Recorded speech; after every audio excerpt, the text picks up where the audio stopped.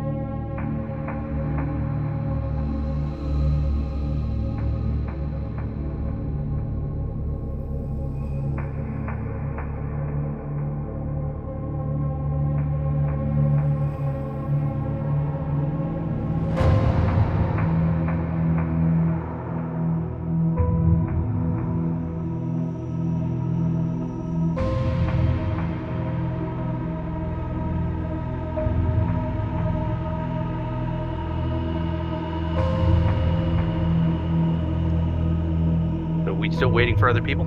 No, I had a captain lined out, but they are unable to make it, so we're going to roll with the three, and that's perfectly okay in this, particularly in this scenario. I kind of like having extra characters for players to jump into if they need to, because again, we are doing a cinematic, so it can be quite fatal. You should see your personal agenda for Act 1 in your journal now. So you can take a look at that. That is private. That's just for you. We'll be throwing up some chat occasionally in the Chariot of the Gods chat in Discord also. That's for fun. I like to throw up gifts and different things like that in there. And if you want to just say something snarky or whatever it may be, that's a good place for it. And then, of course, we also use the Roll20 chat. That's good for personal stuff and things like that. Like if you want to send me a private message. I've also got a private chat channel. We may utilize that some in this game. And that's where I may pull a player down and have a discussion about something that only they know or only they see. And it would be up to them whether or not they want to share it with the rest of the group. So I would pull them into private chat, and then we'll bounce back up to the main channel when we're done with that conversation. Anytime you want to have a private chat with me, let me know, and we can go down into that channel also. Other than that, I'm about pretty much ready to go if you guys are. Yep. I may step away for a few minutes when my pizza's ready in about half an hour, but other than that, I'm good to go. I get that. We who are about to die salute you. You are space truckers on the star freighter USCSS Montero, running the Gauntlet, the trade route between Anchorpoint Station and the frontier. Your ship's cargo hold is packed with dozens of tanks of dangerous tritanium gas that is in the process of decaying into extremely profitable helium-3. Usually cargoes such as these are towed in massive tanker modules that transport much higher concentrations of the gas a safe distance from a freight hauler. However, the Montero isn't rated as a commercial towing vehicle, and this small run is a special order for a Weyland-Yutani corporate account on Sutter's World, a newly established frontier colony. While the trip so far has been fairly routine, the Montero sensors developed a glitch before you left Anchorpoint and sporadically pinged contact with a sensor reflection before you activated the displacement drive and went FTL. Your cargo run so far has been without incident. Now you are just awakening from hypersleep, ready to deliver your goods to the colony of Sutter's world. So let's get you on over to the Nostromo here. So this is the main deck, I guess. Yeah, this is the main deck of your ship, and it's the Montero. It's basically a newer version of the Nostromo, essentially.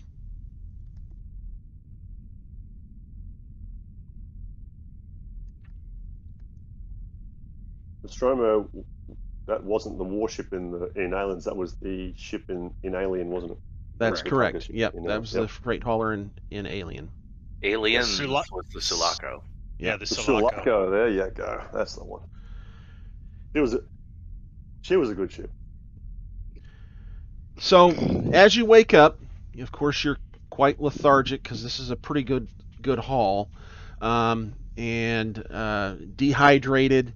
So typically, once you wake up from your hypersleep, everybody would make their way to the mess hall, which is over here, kind of the kitchen area, and basically have some food and drink to kind of rehydrate and get the blood flowing again, before then moving on to the bridge and kind of starting their operations to contact Sutter's world and get ready for coming into that space and get your supplies delivered, essentially. So unless somebody wants to do something different, Miller is going to head into the mess hall area here, and as well as Rye, and it's up to you guys if you want to all come on in here. And Miller is basically quiet, kind of quiet in the mornings, so to speak, but she does say, well, I'll be glad when this run's done. This is just not going to hardly cover the bills. These special runs like this, I'm tired of them. So, out of character, she's the captain. Correct. Miller's the captain. Does she own the ship, or is it owned by the corporation? It's a Weyland-Yutani ship. Yeah, Okay. she doesn't own it, but she's paid on shares. You're all paid Okay. by the company a certain amount of shares off of the run, and the shares, if it's the profit margin is less, the shares are less. So she's grumbling about that, and Rye is. Go ahead. I guess it'd be kind of like that movie, The Perfect Storm, where they come in and they sell the fish kind of thing, and the captain gets one extra share because he's a captain, and then everyone else gets a share, and the owner bloke takes like half of fuel and whatever, and then the rest of the crew just get the shares of what's left, kind of thing. Exactly, and if you're new to the ship, you might only get a half a share and things like that. So Rye is kind of giving this pay kind of sucks. I agree. We need to figure out a way to make more money, and kind of grumbling along. And Goes back to the table and drops the pallet of cornbread in the middle of the table. Someone's got to have cornbread. yeah, He's got What the half hell a is piece this? stuffed in his mouth. Oh, we're not going to talk about this again, are we? Well, nothing helps a dehydrated person out like a bunch of cornbread. Sorry, man. it soaks Put up hair in your nipples. it soaks up all the water you're going to drink. Would it be possible, Davis, to picks up a bit of the cornbread and a drink and just mutters that she's going to go do something like an operational check on the thing, make sure that everything's working, because we've just come out of the long haul, right? So Right. you want to make sure that everything's working. Like just run a systems check or like a level 5 diagnostic or whatever, just to see if we haven't dropped the antenna on the way or something. Right. So yeah, you could head to the bridge and just kind of start checking your station out, making sure everything's okay on the ship. As you're heading that way, there's a little light that comes on, a little ding ding ding ding, and it's basically Mother notifying the captain that she has a message that's a captain's eyes only. So Miller kind of, what now? All right, so You yeah, know. before we go any further, so what my character's name is Wilson. What's everybody else's character's name? Oh yeah, I guess we should have done introductions. Um, Go ahead and introduce Wilson to everybody. Hi, I'm Wilson. I'm not a regular part of the crew. I'm your corporate liaison with Weyland-Yutani. Political officer. Yes. I don't look like...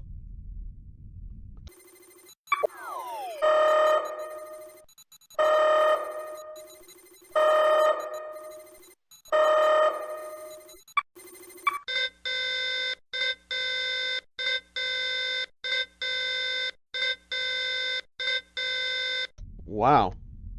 Is everybody still here? Hello?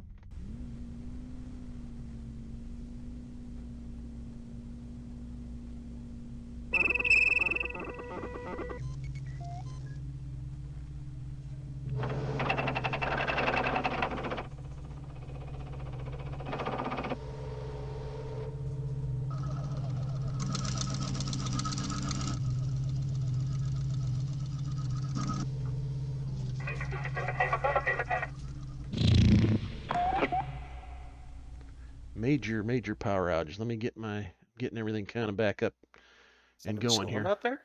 Yeah, we've got some ice that's coming in, and it's I think it's basically taking out some power lines. Hurry. All right, so again, I apologize for the power outage. What I've heard through my phone and everything, basically Davis is your pilot. I don't know if we finished all of the introductions, but basically We did. Okay, well, just so we get it on recording here, Cham is a roughneck. Cham is your heavy machinery guy. So he works on the trucks and he works on doors. He's the equipment guy. Rye is the other roughneck. She's the techie one. If it needs computer programming, anything with the computer, software kind of stuff like that, ComTech role is what that is. That's her specialty. Of course, Wilson is your company liaison, Miller being the captain, and then Davis is your pilot. So we've got that. Davis, you were headed to the bridge to see what was going on. Cham, you were going down to check the cargo, is that correct? Yep. Okay. Piece of cornbread after nobody else wanted to have a slice. So, and I jandered down to the engineering bay, and I was going to check the cargo telltales, make sure none of the tritium got away from us while we were having a snooze. All right. Well, when in the midst of that, the captain gets notified that Mother has a private message for her. So she heads off to Mother. Rye will go ahead and come on up to the bridge with you, Davis. And Wilson will come up to the bridge also because he feels like he should be in the command area, I imagine. Unless you want to go somewhere else, Wilson. There's not really too many other places to go. I'm not going to go check on the cargo. That's the grunt's job. And I got to be careful because I'm used to Wilson being the NPC, so if I start trying to talk for you, let me know. Heck, because nobody wants to play the giant dick in the group. Nobody wants to play the douchebag. All right, so it's done right. I think it can highlight the whole game. No pressure, of course. Well, again, with the cinematic I just need to let my natural personality shine through, and I'll pull off the character. That's right. All right, so Rye is the ComTech person, but Davis, you're the pilot. So when you get situated, Davis, go ahead and make me... Let's see, what would be the best role for you there? pull up your character sheet. Yeah, I'm going to say that the piloting roll is probably good for you to initially do. So give me a piloting roll. And you kind of get situated, and you're kind of starting your prep to enter Sutter's world's control area. And yeah, you're noticing that you're not seeing Sutter World's beacon. There, you should see a beacon right now that's, basically saying, here I am. Enter on this route. These bearings to come in safely, and you're not getting that picked up. You're not picking that up at all. Is it a bad thing if I find an alien's quote for everything in this game? It's like, where's the damn beacon? No, that's no, and yeah, no, that's fine. Oh man, where's the damn beacon? What's wrong with this thing? So, She's got to like rub her eyes and go, oh, have a bit of a stretch and go, oh, for crying out loud, where is this thing? But Davis, what are you saying? We're not where we're supposed to be? Yeah, something's not right. I can't find a beacon. Rye says, what do you mean you can't find the beacon? And kind of sits down at her console and whips out a quick ComTech check, and I'm saying either it's in the wrong, either it's not here or we're in the wrong place. Or you're reading it wrong. Rye says, well, she's not reading it wrong. We're not where we're supposed to be. We are only about maybe a third of the way there. The intercom pops to life, and you hear Cham on the other end. It says, "Hey, Wilson, are we at Sutter's World yet? Because none of this tritium's reading the way it's supposed to. This stuff should have aged down to helium-3 a lot more than I'm showing." Well, Davis is saying, no, we're not at Sutter's World. The hell? And about that I don't time, Miller comes out from Mother and does not look happy. She is definitely miffed, and she kind of takes stock of who's here, and she says, "Where's Cham?"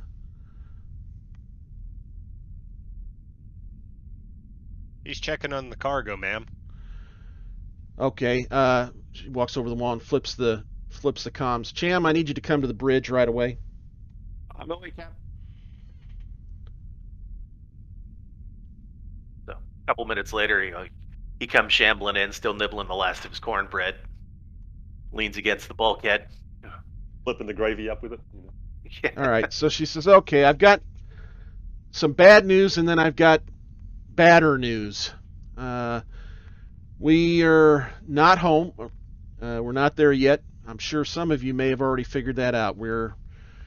Our flight's been interrupted because Mother intercepted a distress signal.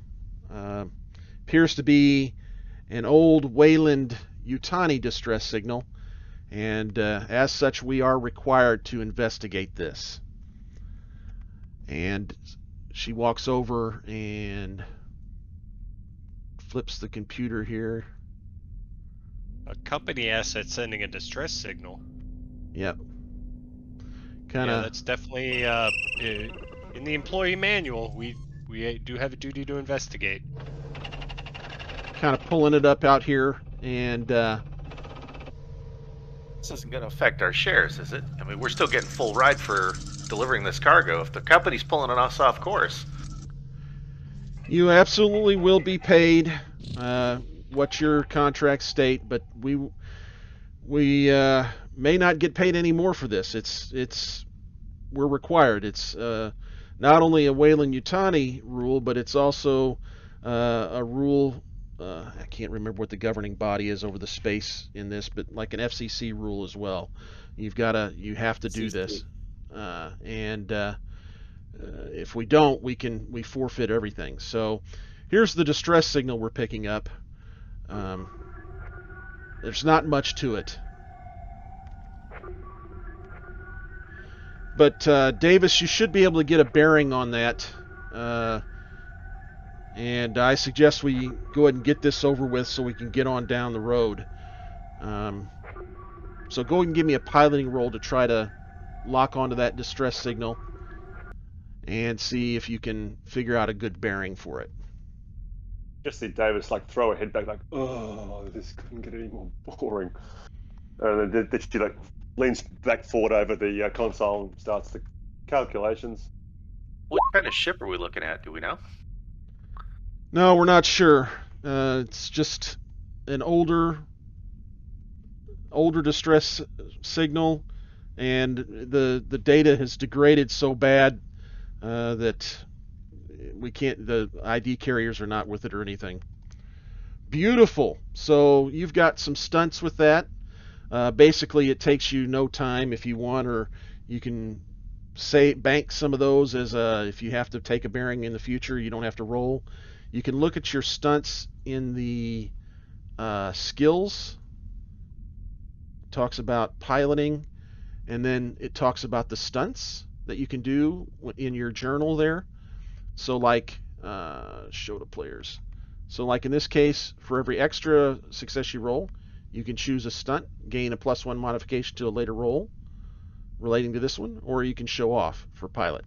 So Well, basically, we know which way she's going to go.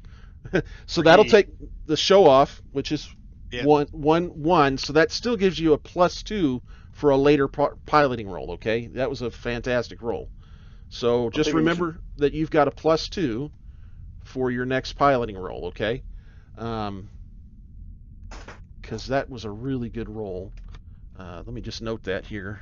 Davis +2 roll. You can just see her like yeah, she throws her head back like, oh fuck, this is boring. And then she just falls forward over the consoles, brings up right there. There it is. So it's a little bit of a show off, like, really, this is a waste of my time. You know, brings it up, bang, there it is. All right. you want to know about it. She's gonna save it up for next time. All right. Yeah, but how about I go? I'll go prep the EVA suits and toolkits and whatnot. Particularly if this is a ship that's out there where we might have to take a walk outside. We'll go make sure everything's squared away so that we're ready to do that whenever we arrive. Take a walk in the wild. Miller says, yeah, we probably need to make sure the umbilical's ready to go also, so that we can safely traverse. I don't think I want to try to jump from one ship to another. So, Cham, check out the umbilical, make sure it's good to go. And from there, it doesn't take long, and you're the signal's getting stronger, and you're like, man, we should be right here. It should be pretty close to right here. When your console lights up, that is a collision alert sound.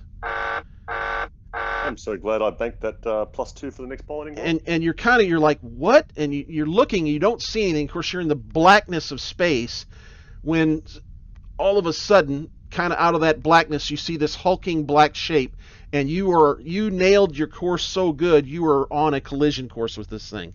It is now right there, and you need to make a piloting roll with a +2 to avoid the collision. So I just put in 2 on the. Yep, just 2 the for that. modifiers? Yep, that should give you the 2 extra dice. Whoo! So you can almost hear the paint scraping off as you just barely miss this thing, and you're like, whoa, that was close. It was like she was getting a little bit too cocky. So I was like, yeah, I'm just this is beneath me. And then she's like half-assedly just doing it, not watching too carefully. Then suddenly, what the fuck? And Yeah. and this thing comes out of nowhere, and she just scrambles to, and as you said, just pulls away in time. Where the fuck did that come from? Everybody in the leaning, everybody's leaning to the left, the way that ship should go to get away from it.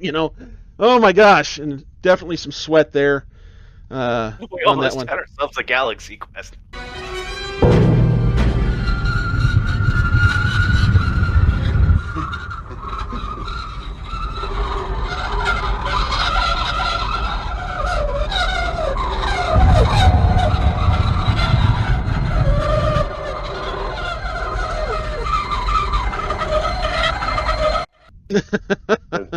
It was almost the mission was almost over before it started.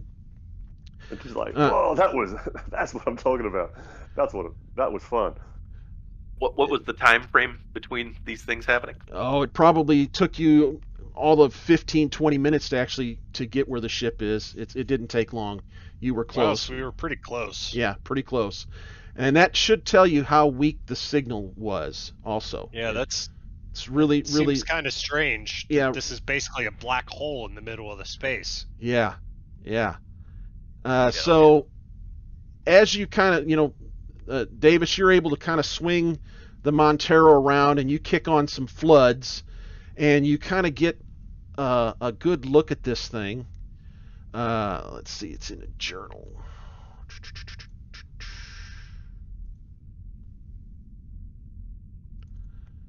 And now this has got a person on with basically a flashlight kind of looking at it, but imagine this just your floods basically illuminating this ship, okay? So that's kind of it right there. Step away from it. I'll be back in about 5 minutes, guys. Okay. And as you're kind of moving around the ship, you pick up a name, and it's the USCSS Kronos. Now, Miller and Wilson, you may recognize that name. That is a ship. That's a Weyland-Yutani science vessel, and it was a very high-tech, very techie, special-made scientific vessel. So basically super advanced for its time frame, but it was a ship that went missing roughly 73 years ago.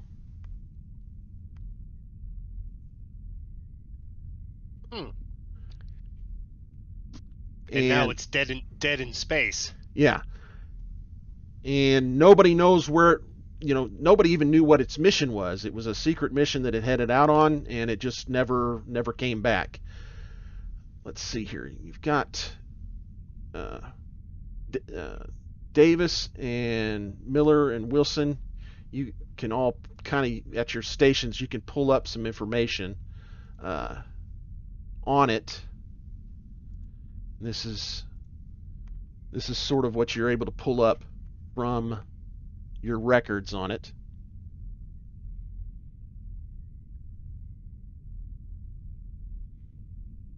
Crew of 30, so it's a much bigger ship than ours. Yeah, it's a science vessel that had a scientific staff. Now, as you're kind of pirouetting around this and just kind of doing a once-over with your floods, you do notice that there is not really any damage to it, but on the aft section of the ship, there should be a big science module, and that module is gone. Not like sheared off. It looks like it was deliberately ejected. So what's the rules about salvage, people? Well, this is a pretty good find. It could mean some additional monies for the crew. That's what I'm thinking. Yeah, this is. I'm pretty sure that the corporation would be willing to throw some bonuses our way if we brought one of their missing ships back, especially one that was so specially purpose made as this one. Let alone a special science vessel. Yeah, that was probably somewhere in the area of 10 to 15 times more expensive than the most expensive ship back in the time to be made. So you guys were complaining about the profitability of our current mission? I think that just went up. Miller's kind of like, yeah, maybe this isn't too bad. And one of the things about Miller is you know that she's been pining to get enough money together to buy her own ship, so she's not under the yoke of Weyland-Yutani and having to share profits, and she wants to be able to have her own crew, to be able to pay a crew, a full actual share, and her to be able to get actual shares, and so she's pining for a new ship anyway, and you can kind of see the stars in her eyes as she's thinking, this could be a ticket to get what I need to get my own ship. So she looks at Wilson, anything you know about this, Wilson, that we should this ship? Anything special that you remember from Weyland-Yutani that wouldn't be in our data banks that we should be aware of? No. I mean, all I know is that it's a ship that went missing shortly after it embarked on a mission. I don't know anything about the mission. I don't know anything about what happened. But I'm fairly sure that the company would be pretty anxious to have this returned.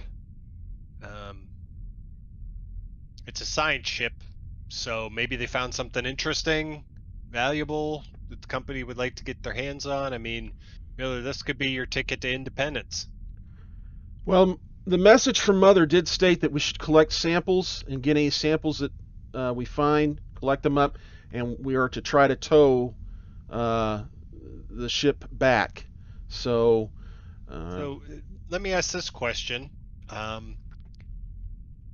Over 70 years this ship has been missing. What are the chances that the crew is in cryosleep or hypersleep or whatever the hell they call it in this world? In cryo, I would be surprised if anybody was in cryo that long. I don't know that I've heard of anybody being in cryo that long. Is it possible for Davis to, for example, run some kind of sensor scan over the ship to make sure that there's power, that there's life support, or So- what the current status of the ship is? In this world, ship's stuff is pretty rudimentary. You don't have a lot of high tech. It's not like Star Trek where you can do whip up your sensors and pinpoint life forms and stuff like that. But you can get enough information to know that there is atmosphere there. It is very, very stale. The heat is basically not on. It's on a basically everything's in a standby mode. So it'll be very cold. You will need space suits over there. You could go over without a spacesuit, but you would suffer from hypothermia and have some stamina checks that you would have to make because the atmosphere is hard to breathe. But it is essentially livable if you had to. So and it's got minimal life support. Minimal life support, and there's minimal power. It looks like maybe the bridge has got a little bit, maybe the engineering room has a little bit, and that's roughly all you can ascertain from your sensors. And out of character, can our computer hail their computer and try to get information from it? I don't know how that works. You can try to connect up and perform a link, and that you don't even need to roll that. Their mother is not online, it looks like. Okay. So that means either the mother is dead on that ship, or it has gone into a deep hibernated state because it doesn't have enough power to properly maintain operations. So other than the science module at the back being jettisoned, was there any external signs of damage? Not that you can see in your flyby. Yep. So the ship basically looks intact, powered down, minus science cargo thing. Right.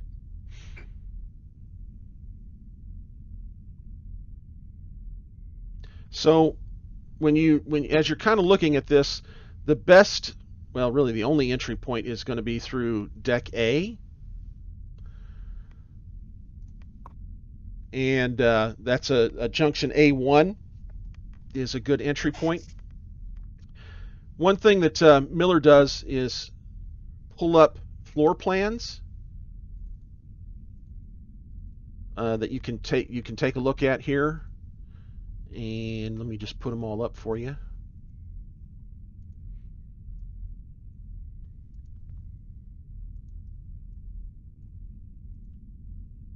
Because the ship is in the database. I mean, you're aware of this is a Weyland-Yutani vessel, so you can pull up the floor plans for it.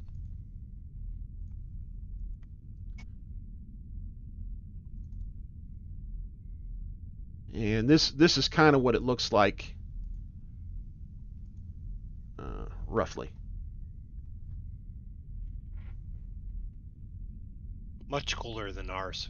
Oh yeah, they spent a pretty penny on this. Make a nice ship for us to use. As our now, this is company property. Does it have a 25mm Bushmaster? Optional extra. Ah, but I mean that was my point. What is the statute of limitations for these things? I mean, salvage on the open sea kind of thing. Pretty sure I'm just curious. Weyland-Yutani is going to want the actual ship back, but they will probably again pay quite a bonus on this. Miller says, "Look, we probably can't keep the ship, but they're going to give us a heck of a bonus off this. This is a find of the century right here." So, Asteroid, yeah. let me ask this question. Assuming that the ship is still in a functional state,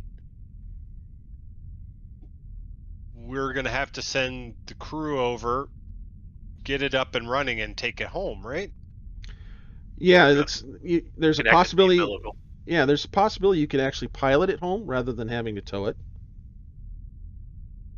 But at the very least, in order to collect specimens, you'll have to, they want you to secure anything that scientific that might be over there. You're going to have to go over for that. Right, and what I'm wondering is, this ship's got what looks like 4 huge engines on it. And maybe if we can get the Kronos functional, it would make more sense for the Kronos to tow Break us back. our ship back. There's a possibility there. Keep in mind that your ship is structurally designed for the strains of towing something and the strains involved. This one probably not so much. While it definitely has more engine, that allows it to go faster, but that doesn't mean it's necessarily structurally rated for towing. It'd be like, my Ferrari goes faster than your pickup truck, but I'm not going to tow anything with my Ferrari. Got it. I mean, how uncool would that be to be towing something with a Ferrari? Ugh. We're not towing a refinery at the moment. We've just got a cargo on board. Yeah, and that's yours is not rated to tow a refinery like the Nostromo was. That's why you have to take this. You take these small basically shipments, and that's part of what frustrates Miller over being assigned to this ship, is because you can't really tow enough to really get a good payday for the time you're putting in, so it's really, the Montero's kind of a crap duty station. It's kind of bottom of the barrel because you make just enough to make a good living, but not enough to really move on and do something cool,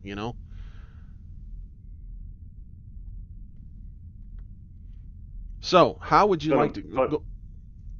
It just kind of makes me think of all those mines in this country where you go out in the middle of nowhere. It's like 3-hour flight to get to them, and then once you are there, the only things that you can spend any pay on are owned by the company, like all the pubs and all the supermarkets and all that. Yeah, it's a company town. It's all owned by the company, so you kind of don't really. It's not as good a deal as you think it is. Yeah. When you first hear, hey, we're going to pay you, $30 an hour, you're thinking cha-ching, but then you get there and it's like, crap, it's company town stores, and my soda that normally costs me $1 costs me $6.50, here, and all that stuff. Yeah, boy, that's like the old school gold rush towns here, and the barons and stuff like that, how they used to do back in the day here. All right, so what would you like to do? There's a couple ways to get across. You can go ahead and tether yourself and kind of jump. You can get close enough to jump over to the other ship, or you can use your umbilical and basically connect your ship to the Kronos. The umbilical makes the most sense if we can get it to work. Oh yeah. Because that way, if we have to move equipment back and forth or anything like that, that would be the easiest way to do it. Oh yeah, it makes it a little more stable. I was gonna suggest that to Miller. Do we know what caused the ship to die? No, you would have to get No across. discernible damage from the outside, and their computer is unreachable at this point. The whole system, the whole ship is in a really low standby power. It's like basically on the verge of completely dying, and even the computer is like, okay, I can't go on any further. So it's basically on basically shut itself down. It says, okay, I can't continue to function or I'm going to die. And you've got a little bit of power to the bridge that you found and a little bit of power to the engine room, but it is something's not working right. No, I get that. I'm Yeah. kind of role playing through here. So, Oh, I'm sorry. I apologize. so Cap, we don't know what killed the ship. Are we sure we want to strap the umbilical to it right away, or maybe we go across and take a look and see what's what first? Well, that's a good point. I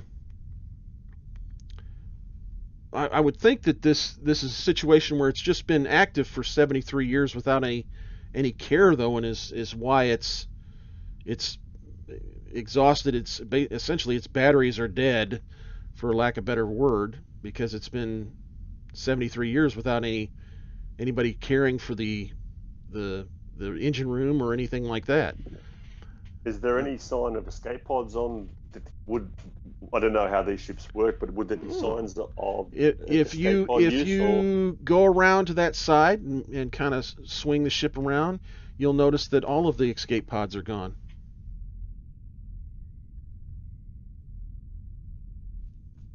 So the crew abandoned ship, it looks like. Yeah, looks like it.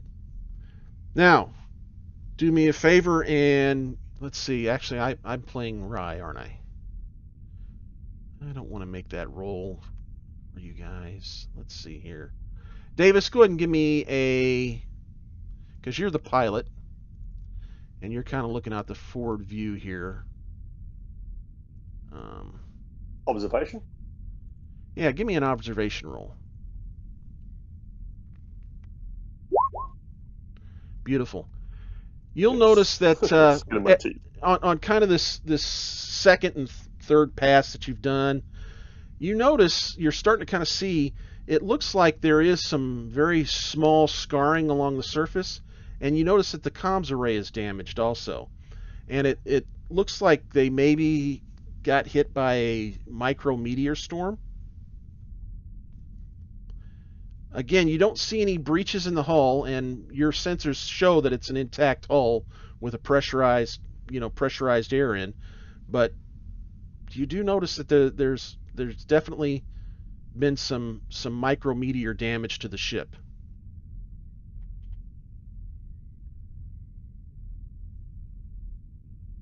A lot of carbon scoring here. It looks like these guys have seen some action. Well, here's something to think about.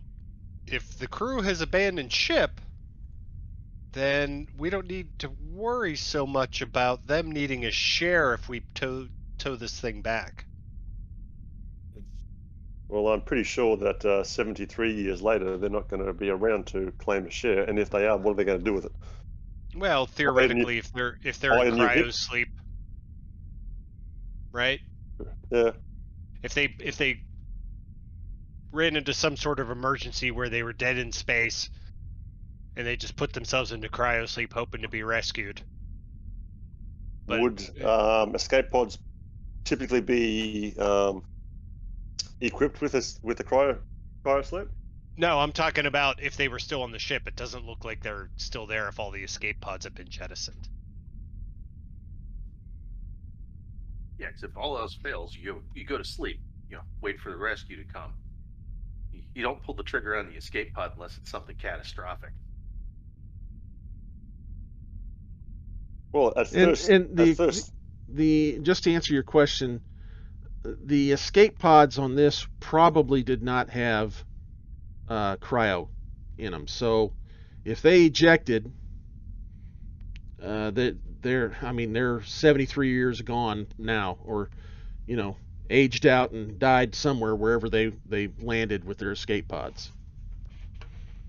Well, we know they have some sort of atmosphere on board, But if these people had to abandon ship like this, I think it's best we go over in our spacesuits anyway.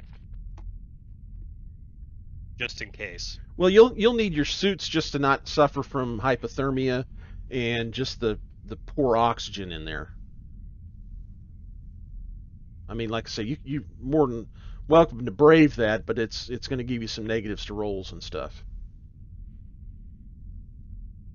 Yeah, Skip, I'm thinking that there's got to be some kind of engineering failure that left them dead in space. And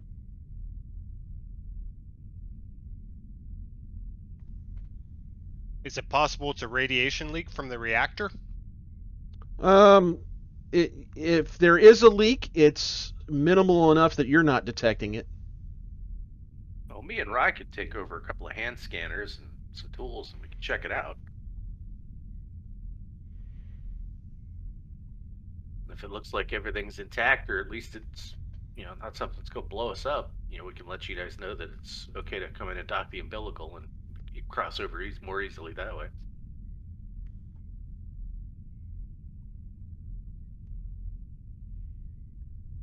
Well, if they want us to, if the company wants us to bring samples back, I'm pretty sure we're going to need the umbilical. But if you guys want to head over first, so Miller goes ahead and kind of pipes in here. Miller says, "Okay, look, the quicker we get this done, the quicker we get a better payday. I don't know that I want just, 1 and 2 going over and completing something coming back. If we all go over, we can start on various tasks and get this thing up and running much quicker. That's what I'd like to do.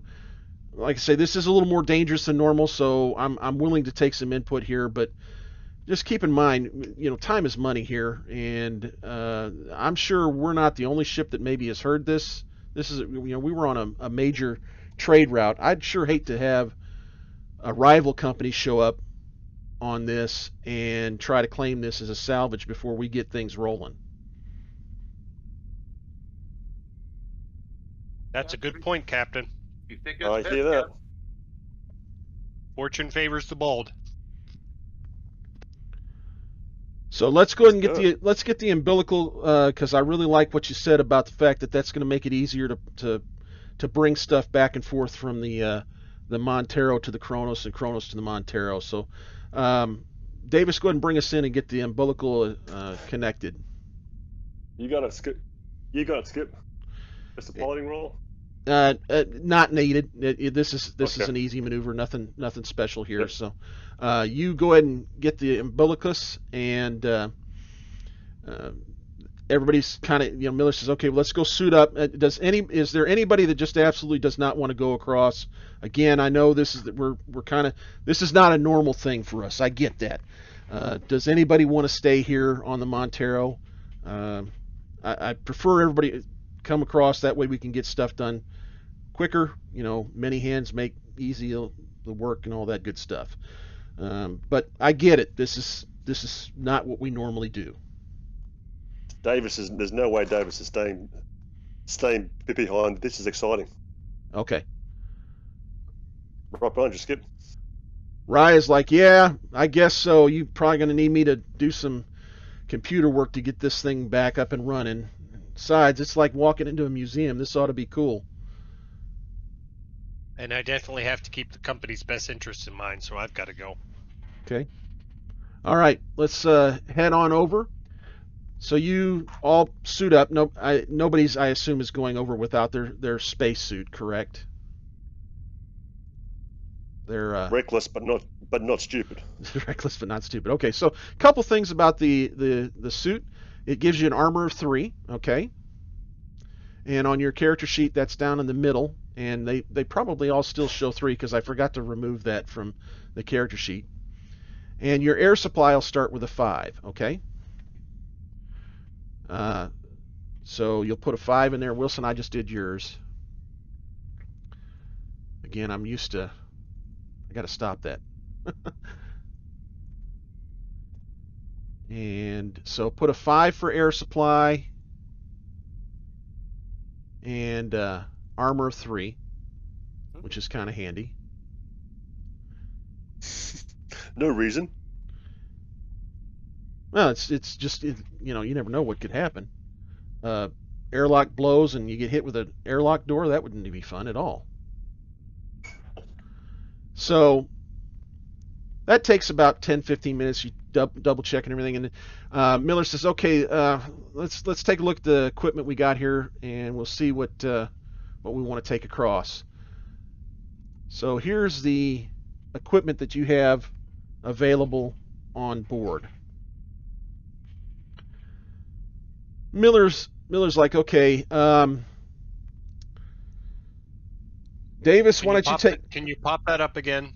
Sorry, I X'd out of it accidentally. Thank you. It should be in your journal also now, as something you can go back to. All right, so somebody needs to take the motion tracker.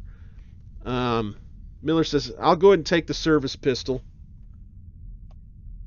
And I'm thinking, Cham, you probably ought to take cutting torch if you don't already have your own. Got one. Okay. What do you think? Anybody else want any of this equipment here that we've got? Well, the bolt gun's technically a tool, correct? Yeah. You want to probably, that Cham, you should probably take the bolt gun just in case we got to bolt something shut. All right. I'll do that as well. Okay. Let me give you the stats on that. Watsumi bolt gun. There it is. So on your character sheet, that will do a damage of 3. Has a short range. And then under the comments, it's armor piercing and single shot. So you have to reload it between shots. Got it.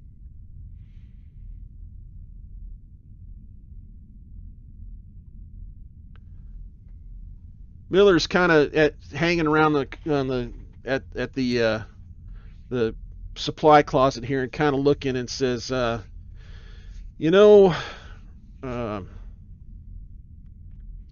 Davis, why don't you go ahead and take one of the incinerator units just in case?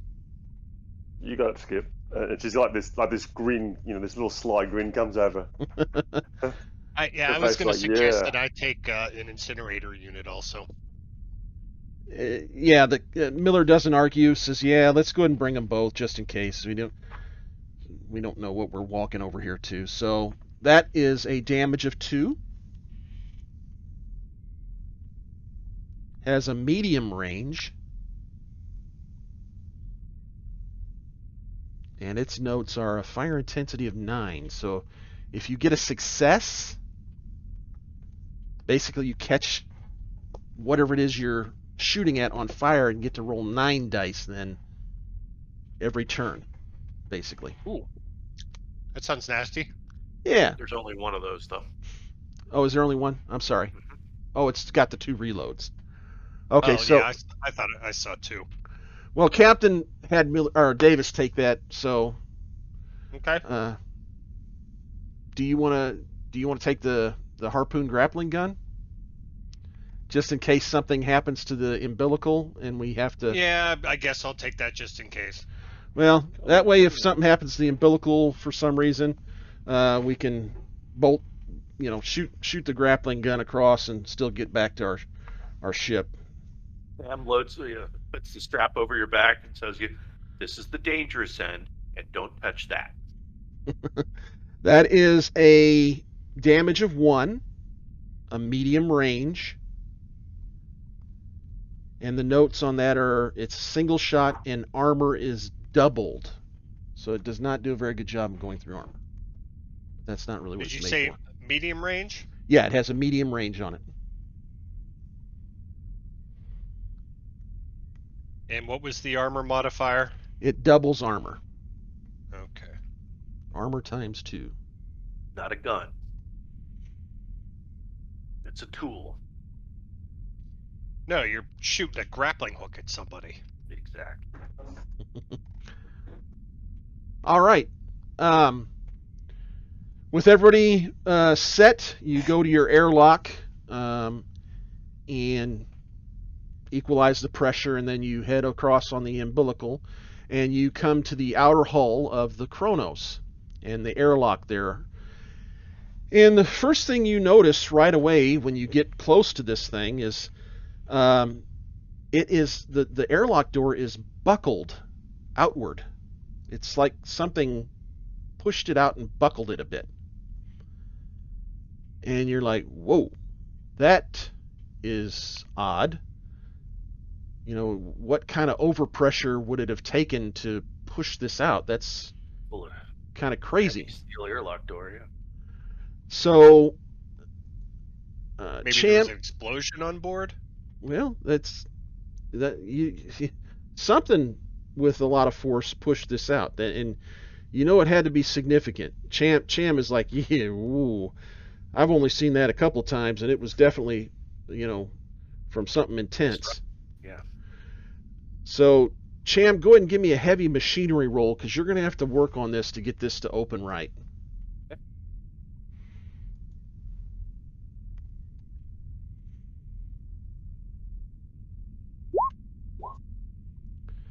Okay, so you are working on it and kind of, man, this is frustrating. This is have to kind of break out your cutting torch a little bit and kind of cut on some things, and you get it pretty well lined out, and after about 15 minutes of carrying on with this thing, you finally get the door to open. It was definitely stuck bad, but you work your magic and are able to get it open.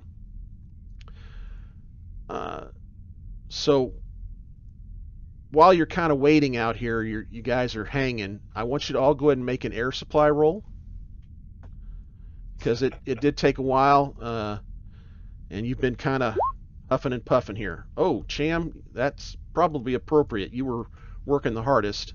So your air supply is down to 3, okay? So just click. I'm all out of love. What am I without you? No worries there. All out of air.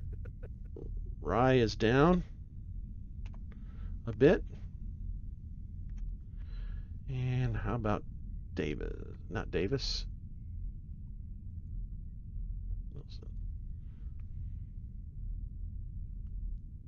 Miller, that's who I need.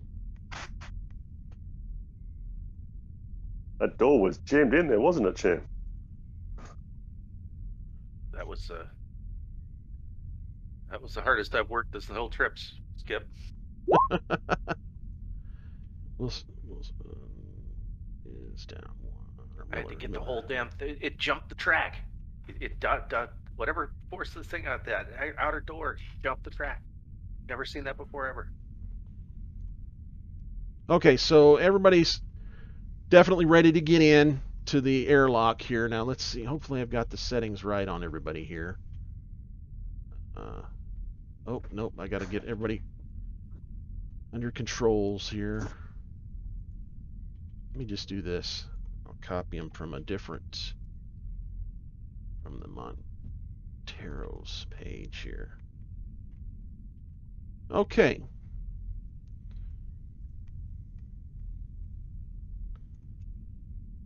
You all should see yourselves in the airlock at the junction here. And again, don't forget you've got your deck plans if you need them. We're on deck B. You're on deck A at junction A1. Okay, so this is the cryo deck. I see. Yeah. And also Mother is on this deck. Yeah, I'm thinking that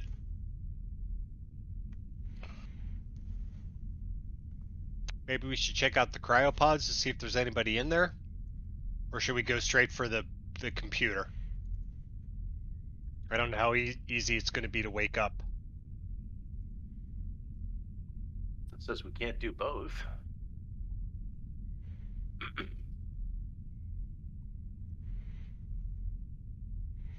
Well, that's true. Miller says, "Look, let's try to get the computer up and running first.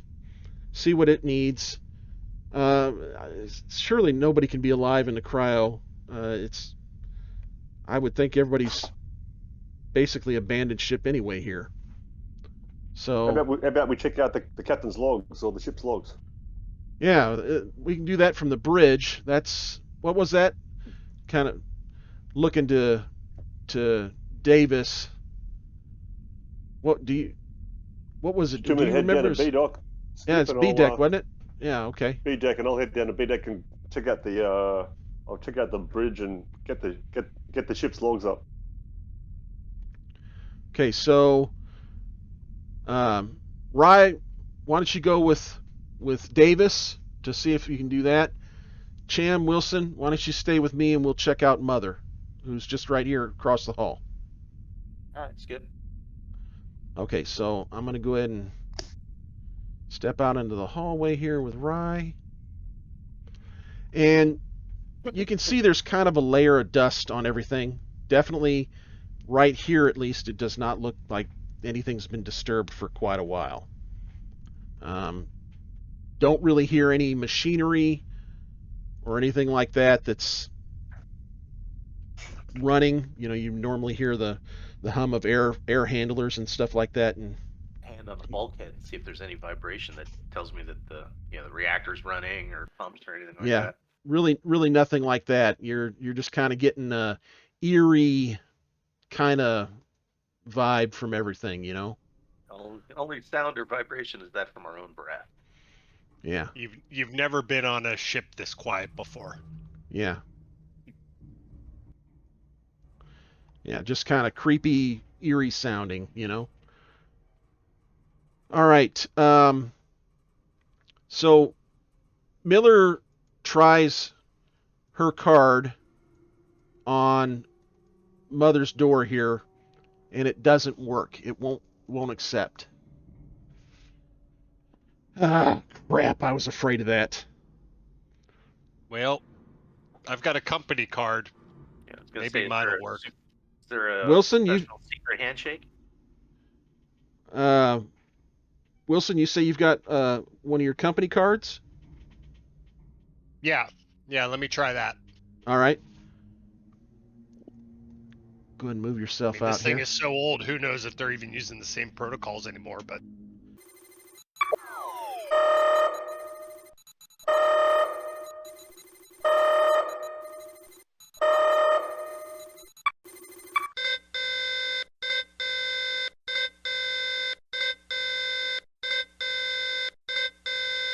You got to be kidding me. I just lost power again.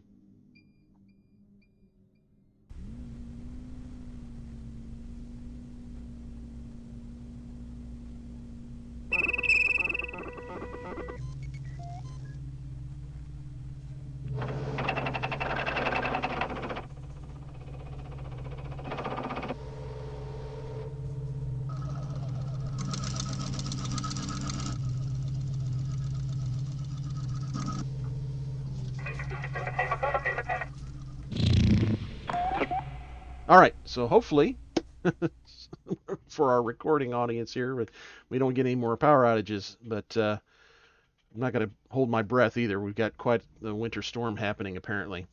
That's playing havoc with some power lines. Anyway, where we were at when we lost power this last time was, Wilson, you were about to try your key card on the Kronos' mother to see if you could get access. Correct. So, go ahead and move yourself out there with Miller and Rye.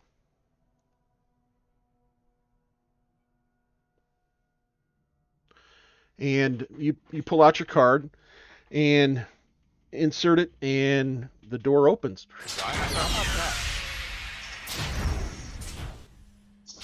After you, Captain. All right, so let me go ahead. I thought Rye went with the pilot with Wilson. Yeah, right. Ryan and I have headed up to the bridge up on B deck. Oh, Yeah, okay. Cham went Sorry. with the captain.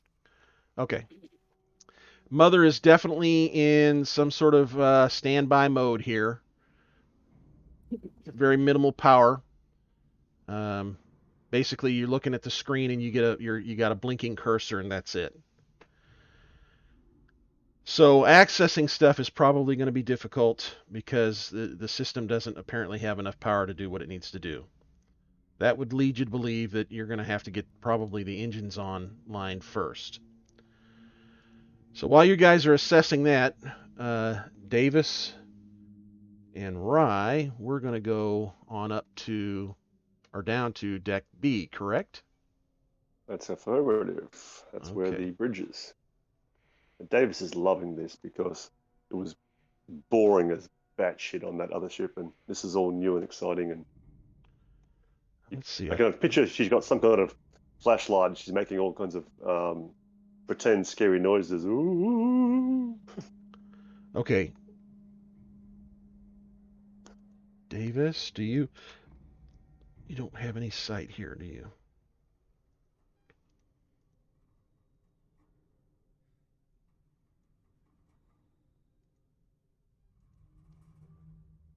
So, Cham, is it possible that we can run power from our ship through the umbilical to power up the critical systems here? I don't know how that works. Yeah, there's power leads off the umbilical, but usually if we're towing something or hooked onto it, if it was a refinery module, it would have its own power system. Think of it like an old wheeled vehicle. You can put your blinkers on it, but you're not going to run an entire ship. I mean, I can't run. Well, I'm not from the talking reactor. about running the Jump entire started, ship. are you? Yeah, I Maybe can't run maybe getting Mother up and that kind of stuff. what I could probably Just run run across some the umbilical jump the is leads maybe out. the equivalent of like an emergency power thing. If there was one or two systems that we needed to power, I could probably jury rig something, but I can't run a full power load from our reactor over across the umbilical. Yeah, and in 20th century parlance, can you run a big extension cord through the umbilical and plug it into Mother here? The umbilical might be able to give some emergency type power. That would probably take a couple hours to rig up, but is doable if you can't get the systems online here. And Simon, and do you see a different deck? Are you on a? I do. Okay. Yep. All right. When you come up here, you see over here in this corner, and I'm gonna go ahead and we're gonna go into a separate channel here because you are separate from your group right now. I mean, I could probably get. I'd have to dig around through the ship schematics and. Okay. Can you hear me? Why did I stop? Hello. There. Can you hear me? Yep. Okay. Yep. So We're good to go. you are looking at this, and it is the remnants of probably somebody died there. It looks like somebody was killed there, maybe, or had something terrifically horrific happen. It's the remnant of a body that looks like emaciated bones, but you can see blood on the walls. Yeah, I'm looking. I'm not any good at medical. No, medical 0. So all I can tell is something bad happened here. Something you probably are glad you missed. Yeah, whatever happened here, I think we missed it. All right, so that's all right. I want to con that back to the captain that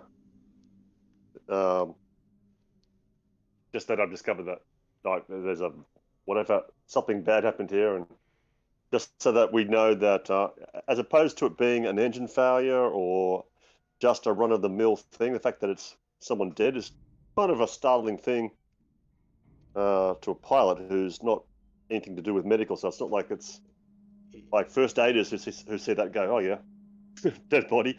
To a civilian like myself, I'm like, whoa, that's not supposed to happen. Yeah, in fact, I need you to go ahead and put 1 stress pip on your stress dice for your stress level, because that's not normal daily stuff for you. 100%. So you're Does these suits have internal comms? Yes, you are able to calm down to them. So we'll transfer back to the other channel now.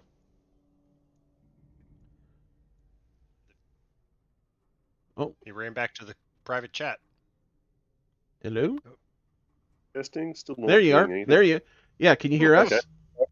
No, I couldn't hear you. I was talking away and no one was responding, and I looked and I wasn't transmitting. So I was just saying to the captain that whatever happened here, it wasn't run of the mill. Someone up here in the stairwell met a very, very violent end, and what's left of them is still splattered all over the place. So what? Cap, you want me to go check it out? Yeah, go ahead and head up. Does it look recent? No, it happened a while ago. Whatever happened here, we've definitely missed it. But Cham, looks do you have any medical skill? No. Okay, well I do have some medical training. Maybe somebody with medical training should go look at this it's not pretty. to try to figure out maybe what happened. But okay. Does it look like explosive decompression? I'm a pilot, not a doctor.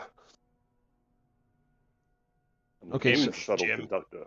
All right. So who's I'm a going to go up? shuttle Is that conductor. Wilson or Cham? Who's going up? Well, Wilson if we stepped up my dick, so go ahead.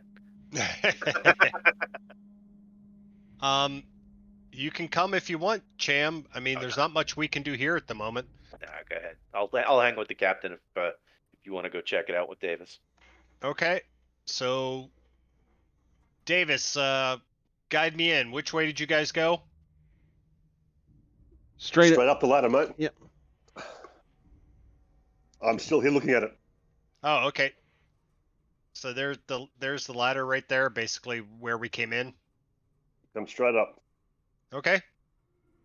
All right, here we go. Just follow the signs to Death Street. You can't miss it.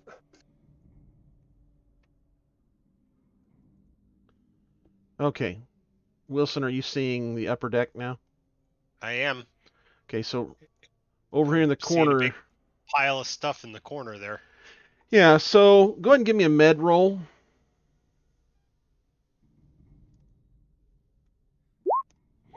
Ooh, beautifully done.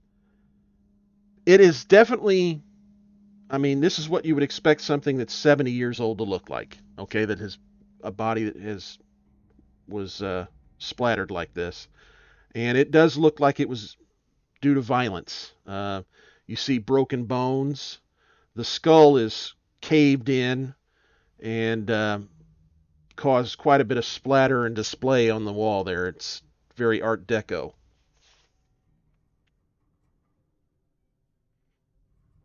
Very Mapplethorpe. Yeah. Some Okay, kind but of space can madness. I tell what made the wounds? No, probably not going to be able to tell that. You're not a coroner, or and you don't have any kind of specialties that would give that to you. You're basically an EMT looking at this, kind of thing. You can freeze Yeah, but dry is it corpses, basically. is it something that looks like somebody bashed his head in with a baseball bat where it squashed like a grape, or are there slash marks? Okay, I see what you're going. I see what you're going for. This is blunt force. Okay. Almost like he was thrown into the wall violently or something like that. No, no, this was based on the splatter.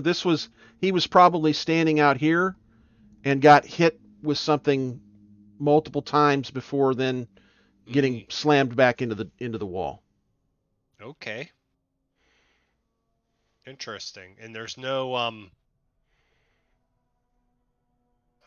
what the hell would do something like that? Is that a weapon laying next to the body? No, it's not a weapon. I think that's just the graphic we had to use for this. Okay. I was just curious if maybe he was carrying a weapon or a pipe wrench or something.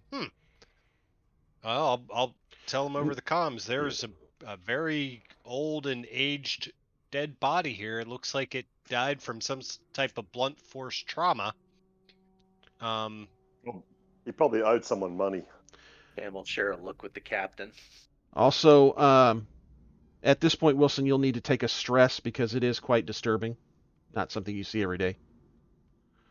And do you know how to add a stress point to your character sheet? Just tick off Number the first one. level, right? Yep, just click the one and a little yellow box should come up. Okay, so do you all three want to go ahead and head? Is he wearing like a company uniform or something? Yes, he's got a Kronos crew uniform on. Okay, any like ID badge or something sewn onto the uniform with a name? Yeah, and it correlates to one of the crew members that you have on your roster for the Kronos. Okay. So low-ranking person, not someone of command staff or what you would consider. I hate to. Like Cham. Smith. Then. Got it. Smith or ouch, yeah, ouch. Smith. Yeah. Not His a name was Mohammed Chang. Mohammed Chang. Okay, well, I'll relay that information back to everybody and say, not entirely sure how this person died, but this kind of trauma in space seems like it would have been willfully inflicted. Yeah, this isn't. This isn't like all of a sudden the ship put its brakes on and he hit his head against the wall. Right. Yeah, this doesn't look like an accident. That you can definitely tell. Yeah. While you're up here, do you want to go ahead and go to the figure out what happens? Yeah. Do you want to head over to the bridge while you're up here? Yeah. I think if I remember the deck plan, we just head forward straight from the stairwell, don't we? Correct. Yeah, maybe I should go with you guys. We needed my ID card to get in to see Mother, so I'll head with you just in case we need that to get into the bridge. Cap, since Mother's dead, you want to go check out the cryo, see if there's anybody aft here. It's on the same deck.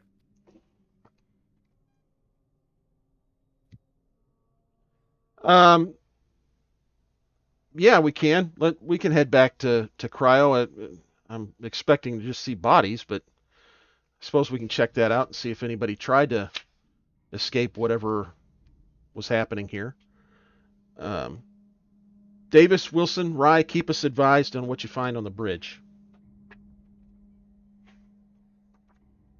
All right, so when you guys walk into the bridge, this is there's some stuff to see here.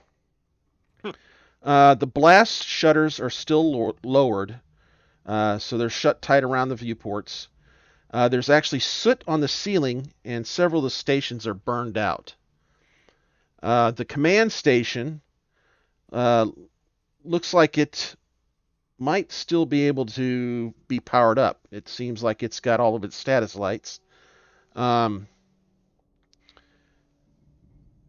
see here. What else is the holographic display table right here? This is high-tech stuff for back then.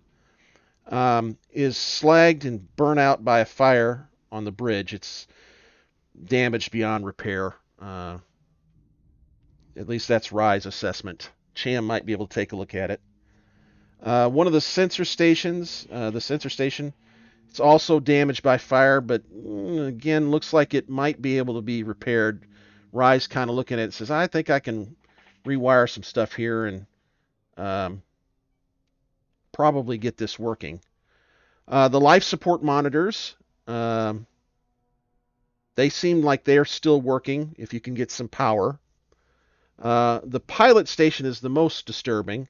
Someone has taken an axe to station number 1, and in fact, the axe is still embedded in the station, in the console. Be one of these. Yeah, this one over here that's damaged probably has an axe sticking in it. It is not repairable. However, pilot station number 2 does seem to be something that could be fixed. So there's a fire up here. Looks like some stuff has been burned and obviously deliberately disabled in some cases.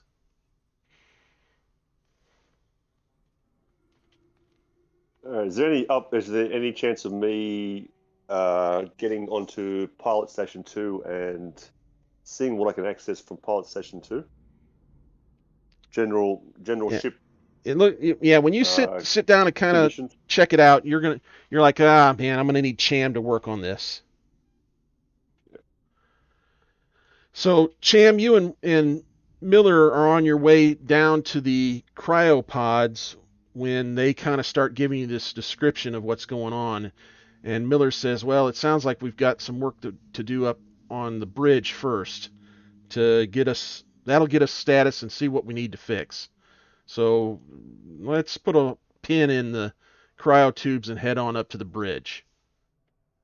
Captain, do you think we should maybe head down to the reactors and try to get them online first?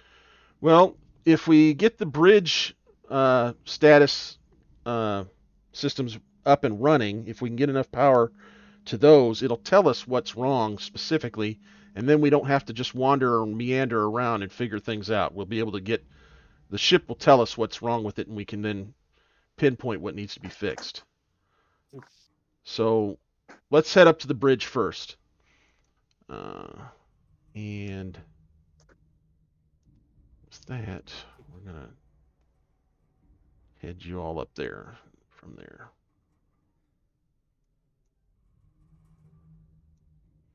So one of the crew members was intentionally killed, and one of the piloting stations was intentionally disabled, and there looked like there was a large fire up here. This is some strange shit. Yeah, most definitely. I think probably all the more reason we need to get this ship back to the company.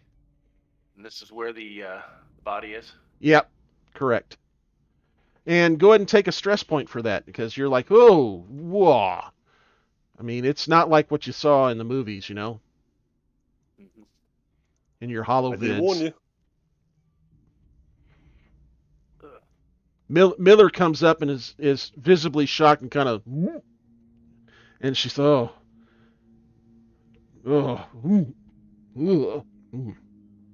and kind of turns away and says, oh, all right, I'm headed to the bridge. Just kind of scuttles on, because that would not be cool to vomit in your suit.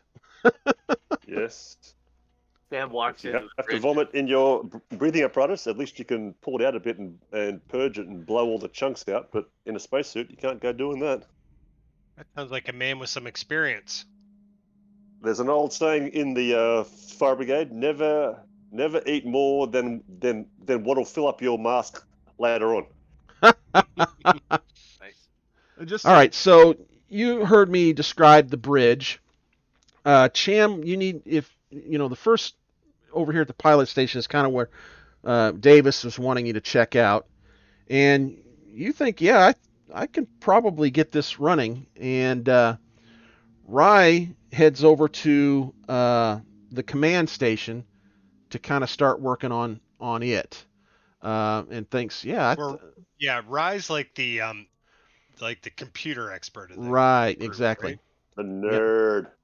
Sham kind of walks in here and he shines his hand light across the bridge and goes, "What the fuck?" Woo! Rye is like, pulls a couple of wires and like just twists them and then does a couple of quick keystrokes and boots it right up, and the command station comes up, and with that the lights on the bridge kind of start coming up to like a low, it's not really a battle station, but like a battle station kind of lighting where it's nice and dim, you know. Red lighting?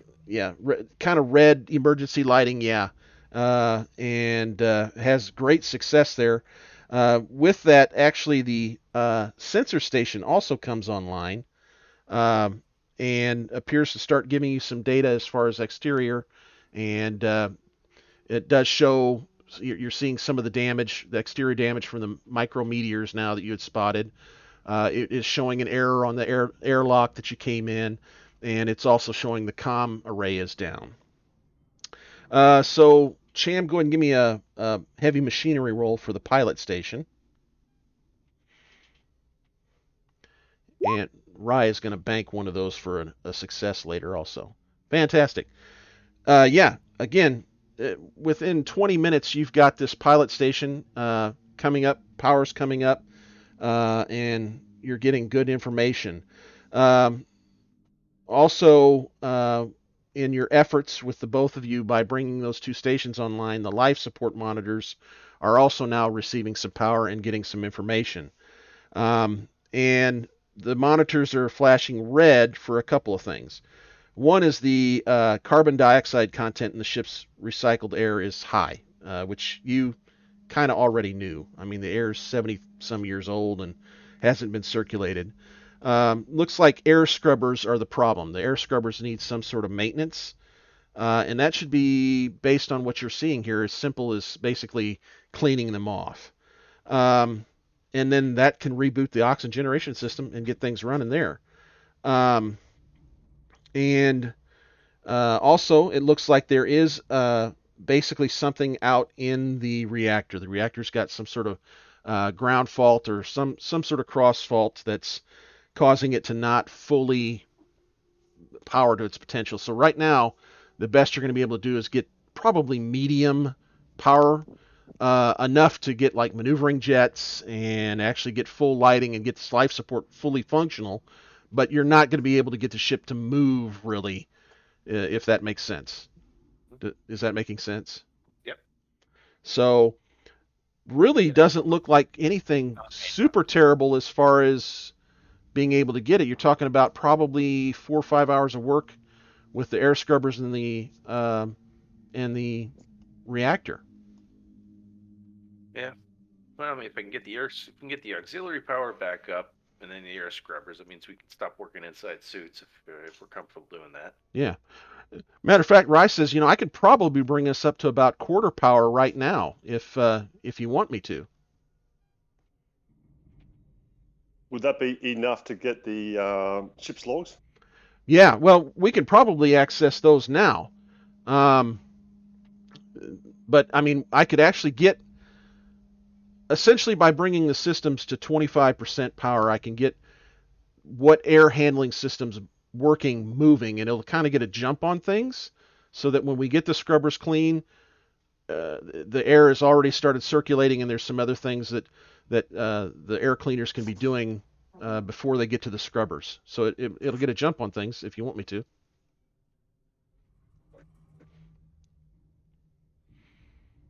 She's kind of looking at the captain and everybody, and Miller says, that sounds like a good idea, doesn't it, everybody? Yeah, that's Indeed, it Okay. does. All right. All right. Yeah. So Let's get to Miller says, work. yeah, let's get this to bring up the power. Bring it up slowly, though, Rye, so we don't overload anything. These systems are 70-some years old, plus 75 years, something like that. Wilson, can you access the logs, bypass and access everybody's logs? I can try. And the answer to that is yes, you can bypass and put in a company code that will access even the captain's log. I can try, is what I say. Okay. All right. You guys go about doing your things, and I'll see what I can do about accessing this stuff. Okay. All right. Well, I'll need some rolls from you in a bit then. Fantastic. So, Cham, you've got the pilot station basically ready to go if you can get power. Another 10, 15 minutes, and Rye has got you can kind of hear the air handling systems, some of them coming online and starting to work as she's brought the power up to more reasonable levels. So, yeah, things are going good. Some of the computer systems are coming back online, and Rye says we've probably got enough power now to get Mother up and running. Captain, if you want to go down and check that out. And Miller says, yeah, Rye, why don't you come with me and we'll see if we can work on that. Cham, Davis, why don't you finish pinpointing what the issues are with the reactor, and then we'll head down there and see what needs to be done. All right, you got it. Yep. Or do you think we should do the scrubbers first? What do you think, Cham? Well, it's a chicken or the egg question, Cap. We get power back before we turn the scrubbers back on, then we know they're going to work. If we figure out the scrubbers aren't going to work before we turn the power back on, we're not going to waste. I got to waste my time doing one or the others. So I'll tell you what. Check out power since it's going to affect everything else first. Well, do you think that, or I'd like to get out of this spacesuit sometime soon. If we can get the air flowing better, we could, which we've got enough power to do now. Maybe that's the better option. All right, I'll check out the scrubbers first then. Okay. All right, so Miller and Rye head back down to Mother. Wilson, what are you going to do? I'm going to see what I can find out in the computer. All right. Cham, are you and Davis going to head down to the scrubbers? So it looks like there's an access shaft that I can access in this level. Yeah, let's see. It runs between decks, so there's probably access ports. I can't remember if you got to go down one more deck for that, because it might not be. Yeah, you actually got to go down to deck C to access, I think. But let me look at the original schematic here. So I pulled all three schematics up, and there's no hatchway to it. It's just I can see the shaft, but I can't see where the access point is. Yeah, let's see here. Is it B deck? Is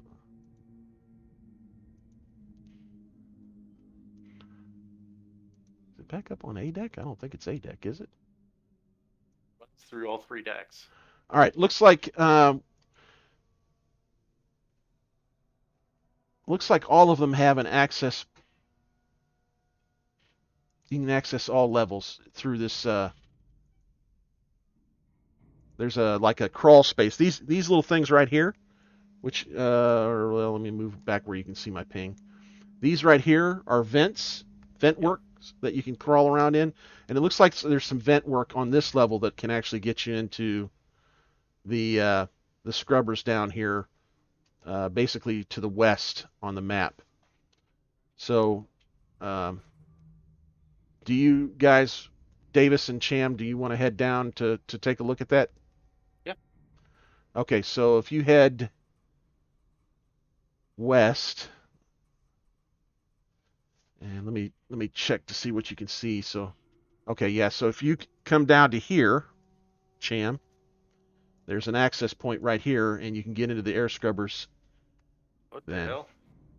Yeah, there's some blood on the floor here. Hey, Cap. I'm in the starboard companionway on B deck, and there's another huge blood stain down here. It's all freeze-dried onto the deck at this point, but somebody else died violently here. No body, but lots of blood. All right, well, when we get to the logs, maybe that'll give us some information. So let's go ahead and get those scrubbers running. And Davis, are you going with Cham?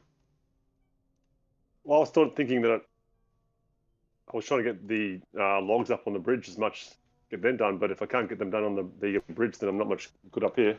Well, I think Wilson's working on that. Wilson, do you want Davis to help you with the logs, or what would you prefer?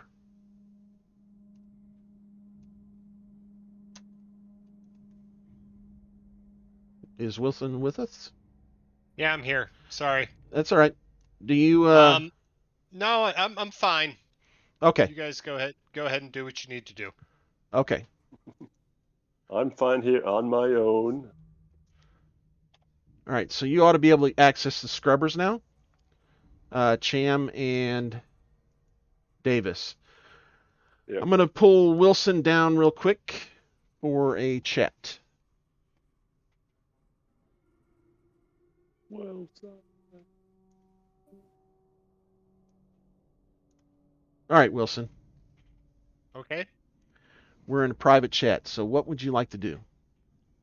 Well, I want to go through the logs, and if there's any information in there that I think is going to freak these guys out and make them want to abandon ship, I want to sequester it or delete it if I can't move it out where they can't access it. Okay, so the logs are a lot of information about this Draconis strain, how they've brought it on board. They're doing tests, and everything seems like a standard science mission kind of stuff, talking about these samples, how they found various spores that they've brought on board that seem to have this Draconis strain in them, things like that. And then the logs kind of abruptly stop, and the last one is the captain kind of panicked and said, things have gone seriously awry. We're doing an emergency launch right now. One of our crew is infected, and I've got to get us home. And then there's no more log entries. So from what you're saying, it sounds like the Draconis strain was probably what was responsible for the crew member being infected. Well, the captain doesn't really say that. You don't know. They were on a planet called LV-113, or I'm sorry, 1113. It was kind of a tucked away planet, and it's actually kind of in a debris field of another planet. And they have this agent that they found there. It looks like when you kind of scrolling through, it looks like they had deciphered somebody else's data transmission that led them to this planet. And you're not familiar with the planet. You don't know if there was something on the planet that infected them, or if it was this Draconis strain of this spore and material that they found. Let me see. I've got a picture I can show you that pulls up also.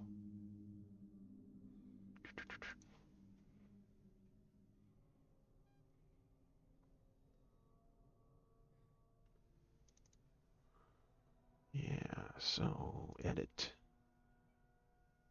Player's Journal. Mike M. All right, you should have a pathogen screen that shows Yeah, now. I see it.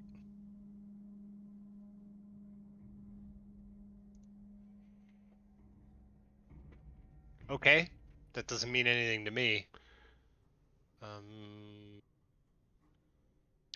I'm just looking at my skills here. Mm-hmm. I've got medical aid.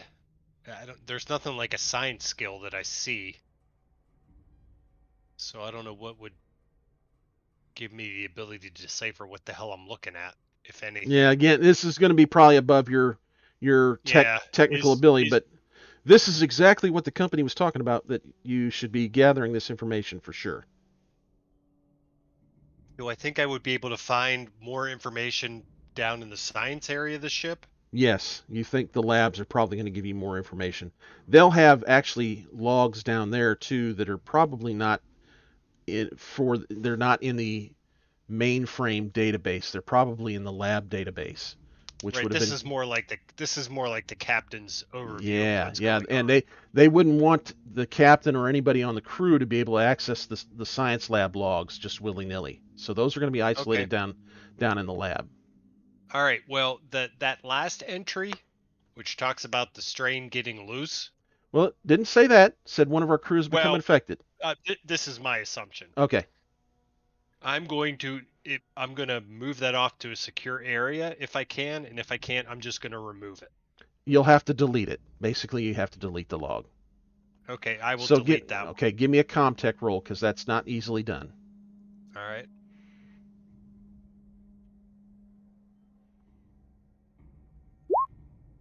Beautifully done. No problems. All right, so I will remove it, and with my stunt, if I can, I will remove any trace of my activities. Yes, I'll allow that for the stunt. Yep. Beautiful. All right.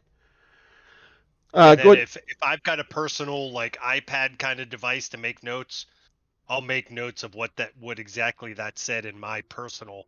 That you can actually. I'll tell you what. With that roll, you're able to transfer that bit to your pad. Okay. And your pad is encrypted. All right. Yep. Okay. All right. Go ahead and click on the main channel to head back up.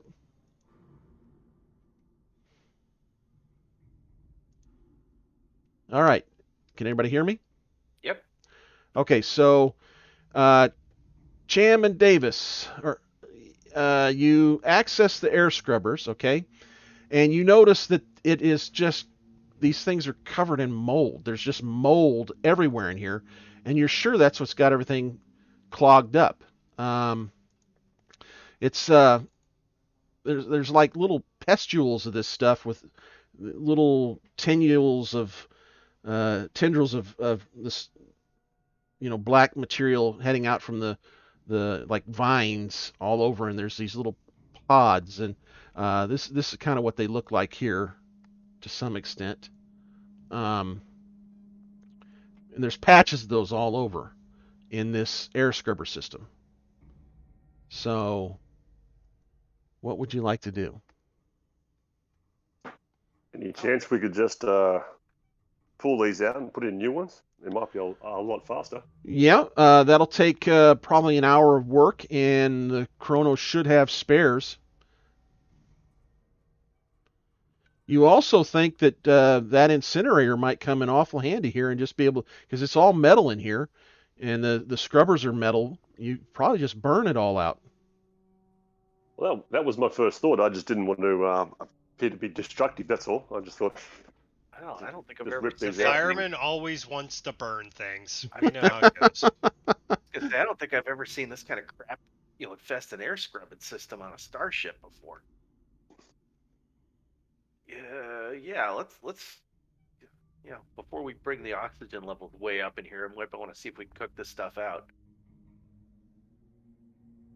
It definitely would sanitize it, Yeah, because if that's the crap that's got this entire filtration system filled up, I'd just as soon burn this stuff away and be done with it. All right. While we're at it here, let's all make an air roll. Also, we've been at this for a while now.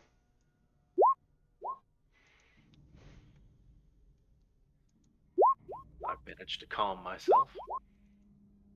Everybody's doing good. All right. Oh, Wilson's down another tick. Wilson. All right, so you're going to go ahead and hit it with who's got the incinerator?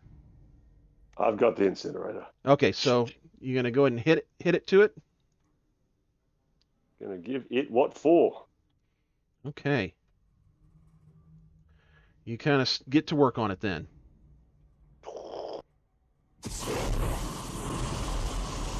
That's it.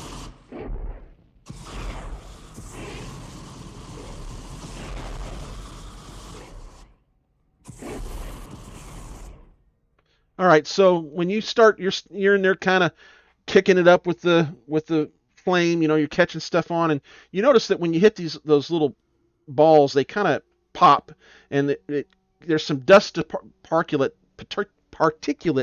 that kind of gets up, and then just as soon as you're swinging that flame around, you see it like sparkle. Like, you ever seen like dust coming off of fire that sparkles as it burns up? Oh, hell yes. Yeah, okay, so it's you see it just all of it's burning up in there, and you actually have to take a hot minute because you're a little worried about a dust explosion. There's so much of this stuff particulating around with those little pods popping. I'm probably not that worried if I'm using an incinerator. I'm not that worried about the dust explosion. Well, I don't know much about you're the fire guy, so if that's not a concern, then just nix that. That didn't happen then. I'm just saying that my character wouldn't know what I know about dust explosions, and if I'm using an incinerator, I'm not that worried about a dust explosion. Gotcha. He's more enthusiastic than expert. Gotcha. Well, yes. Someone with my knowledge would not be so enthusiastic with the incinerator. Well, it doesn't take. However, go ahead. I was just saying, my character does not have my background, so yeah, she's going hell for leather. All right, let's get this done. I want to get out of here. All right, yeah. So it does not take long, about 20 minutes of burning, and you get this thing, and I mean, immediately you can see the systems kind of, as you clear up a lot of the vines and burn them off, and the ashes kind of fall away. You see the systems start rolling and working, and up on the bridge, Wilson, you see some status lights go flip from red to yellow, and in a very short time they start flipping to green, and you can hear the air scrubbers coming online. Everybody hears that now, and Yeah, I'll let them know. Status lights here have changed. Looks like whatever you're doing down there is having a positive effect. yeah, you're getting some good status lights on the air, and you figure you'll have a breathable environment in probably 20-25 minutes. Hey, Cap. We had some weird crap growing in the air scrubbing system down here. Let me finish checking it out before anybody unbuttons. Okay. And let's see, Cap and Rye. Where did I say they were headed? That was before the power outage, I think. Reactor. They were headed to the reactor, weren't they? Press elevator to hell. Okay. They're Down. they would get down there, and they're both kind of they're a bit shocked by what they see. The reactor is on D-deck, I believe. Is it D-deck or is it to access the... Yeah, you actually go all the way down to C-deck to access the reactor area. So they go down and they're like, oh, this is weird. And they actually make their way back up and say, hey, we're Cham, I'm going to need you down here. This looks like a bigger mess than what I thought it would be. Something's kind of tore things up in here, and I don't want Ryan and I to be poking around on something that we shouldn't. And it looks like somebody was maybe killed down here also. Great. All right, So- Cap. Well, I'm probably about 20 minutes away from being done with the scrubbers. Want me to finish up here and then head down? Yeah, we'll come back up and we'll help you with what you're doing to get the air up and on and running. But I don't like the look of this. I want somebody with some good technical expertise to be poking around on this reactor. I'd hate to do the wrong thing and the ship blow up. We certainly don't want that. Kind of saying that in jest a little bit. She doesn't think there's anything she could actually do that would do it, but Sure. But yeah, let's be careful. This is I think going to be quite a valuable find, gentlemen and ladies. yeah. Miller's like, I'm counting on it. And comes back up and heads into the bridge. Miller heads into the bridge, and Rye comes down to kind of help with you guys. And you guys all know how to send private messages, right? Yeah. Okay. Just want to make In sure. 20 or In roll on 20. Discord? How the hell do we do that? I forget. So you type /W in the person's name, and then you type your message. Yep. Okay, cool. All right, so really, as you guys kind of get done with that and kind of clean up your mess that you've done and head back over to collect up Miller and Wilson, if Wilson wants to go down to the reactor, the air is up to basically breathable at this point, and the temperature is to the point where you won't be hypothermic. It's still cold. I mean, it's like 50 degrees in the ship, but it's not going to cause you hypothermia with with the clothing on that you've got and everything. So Damn, that's like 50 degrees. Gee. well, 50 Fahrenheit. Wow. Let's see here. I've got a private message. Hold on a second. Okay. So Miller says you guys can head back to the bridge here. Miller says What do you think, Cham? Do you think we're good to take our suits off, or should we leave them on while it finishes bringing everything up to snuff? I don't know what that crap was that was growing in the air system, Cap. It had it clogged up pretty good, and it was throwing off all kinds of weird dust. So I'd just soon not get a lung full of that crap. Okay, so we may should not probably want to take them off. I mean, let the handling system finish, cleaning and scrubbing the air out. All right, so we should wait until we get a full green board then. That's my recommendation. All right, well that makes sense. I get that. Yeah, that's cool. And while you're all on the bridge, you see a light start flashing and an announcement. Warning, cryo chambers deactivated.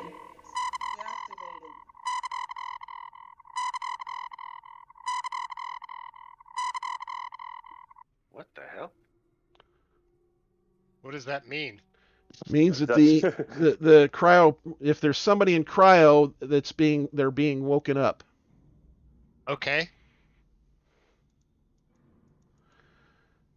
So turning the power on deactivated the cryo chambers. Well, once the atmosphere seems to it got to a certain level, the cryopods are opening. Now, whether or not there's somebody in them or if there's just desiccated bodies, I mean that's a good question. Well, nobody seemed to think anybody would survive in there this long. Nope. That's Miller's take. What the heck are they opening it for? Why were they even on? Still. Kind of makes you think somebody might have been in there. You think we ought to go check on it? Miller says. Hell Surely. Yeah. You think so? All right. Well, let's. I'm going to move you over here, Cham, so I can just get a hold of everybody. Wilson, knowing is half the battle, Captain Miller. Well, okay. So that's true. Wilson, you gonna stay here, or do you want to go with us up to the cryo chambers? I'll tell you what. Since the power seems to be somewhat restored, let me go check out Mother while you guys are doing that. Okay. Miller says, "Oh, that sounds reasonable." So you guys head back up to A deck, and the cryo chambers are down to the west here on this map. Wilson, you can head over here to the Mother, and the rest of us will head down to the cryotubes.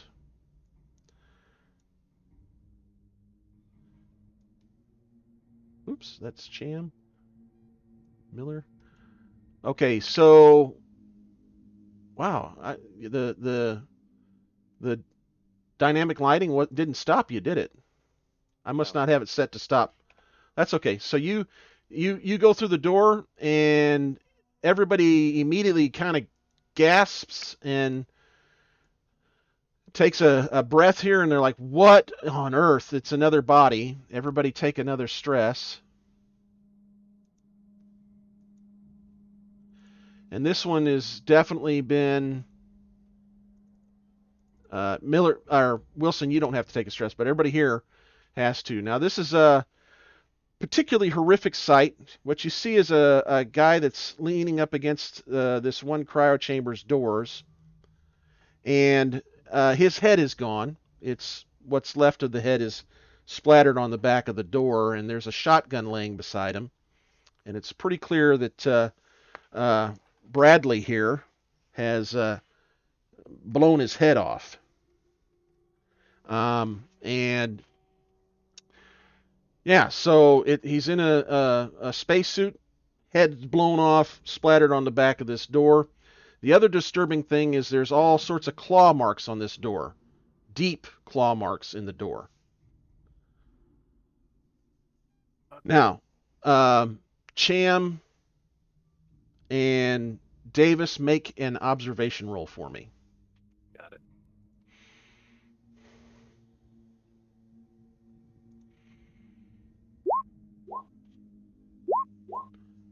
Okay, now you can push any roll in this game. It just requires that you, before you make your pushed roll, you add another stress dice, okay? So in this case, Davis, you're looking at this and you're like, something looks funny about this body, other than the fact that it's missing a head. You're looking and its arms are too long. And as you're looking at it, you realize that the arms are too long, and at the elbow and at where the elbow is, the spacesuit is ripped. Like the arms grew while they were in the suit and actually ripped the suit by about maybe a half an inch. And these spacesuits are pretty tough. Yeah. Yeah, they are. So Dave's just like pointing this out and like, is everyone seeing this? Look, and pointing out the fact that these arms are too long for the suit. Sham. How the doesn't hell did see that happen? But he reaches down and picks up the shotgun and checks the load on it. It is fully loaded other than -1 shell. Would you like the stats on the shotgun? Does anybody know how to use a shotgun? Oh yeah. My girl's got 2 in range combat, so So Oh. he hands figure that she's had some experience. he hands it to Wilson. Then you're Wilson or Davis. He is Davis. Davis. I am Okay. Wilson. All right, I I'm- hand it to Davis. I've also got the incinerator, so I'm probably don't need 2 unless there's someone else. Here it is. Wilson pipes up over the comms. I can use a ranged weapon if necessary. Okay, so somebody Does can this carry. body look fresh, or does this look as old as the others? Old as the others. Yep.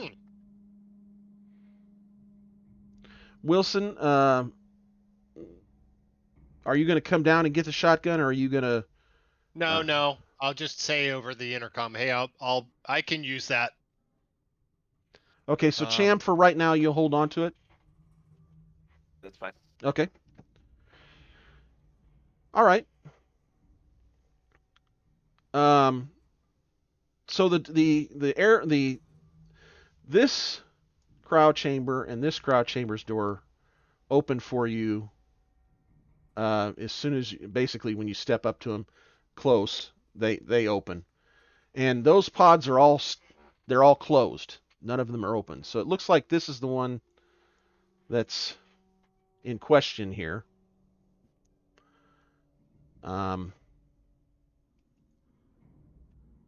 Which one is?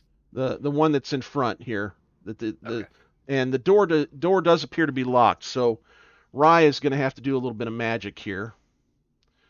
All right. While he's doing that, I'll check the cryopods in this room. See if there's anything occupied. No, none of them are occupied.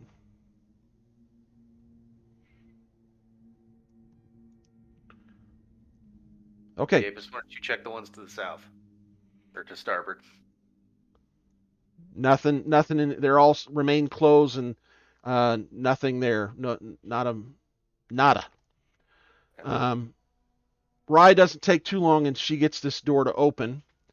And I'm going to go ahead and I'm going to move us all to a map. So Wilson, you're not left out here in this. I'm going to see if we can copy and just paste everybody in here. And basically you're going to be here as I'm just putting your token here as an observer, okay, Wilson? Yep, got it. So that you're not looking at a blank screen.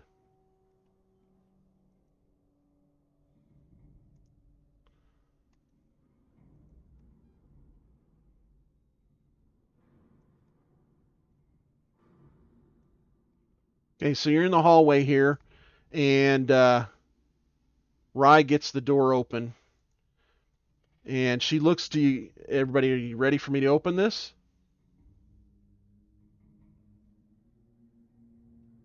Let's go. Okay. The door swishes open, and you see 1, 2, 3, 4, 5 pods that are open. And people are laying in there. They're not stirring yet, but they are in there. And they do appear to be alive. There goes our salvage rights. Miller goes, "What? Are you kidding me? These people have been in stasis for 70 plus years?" It's good to know that the pods work that well. You do notice as you're kind of, if you walk around, there's an emaciated body in this one. And that pod does not open, so it looks like it malfunctioned. Well, this one didn't seem to work. Hand me that pillow, will you? Yeah. All right, so what do you want to do? They're starting to rouse a bit, but they're very, very sluggish, which is absolutely to be expected with this. 100%. Hey, crew. We've seen some strange behavior from these bodies that we've come across. Do you think maybe we should extricate ourselves from the situation to see what happens when they wake up? Just in case? Not a bad idea. So there is I probably didn't mention it, but there is a small window that you can look through here on the door. If you want to step out and close that again, that's your intent.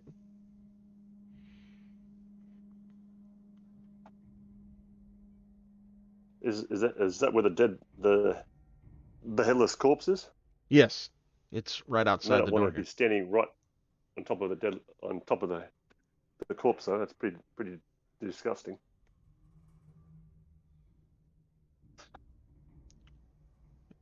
At this point, this person starts to sit up and kind of coughs and is coughing up, phlegm and nasty, and is kind of tripod and like leaning over, elbows on knees, coughing. Appears to be about ready to start being cognizant of what's around them.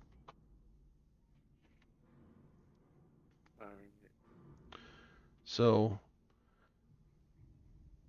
Jen's kind of like shepherding everybody back out the door. Like, come on, guys. Okay. Something killed this ship, and I don't know what it is. If these guys are okay, we'll talk to them through the door.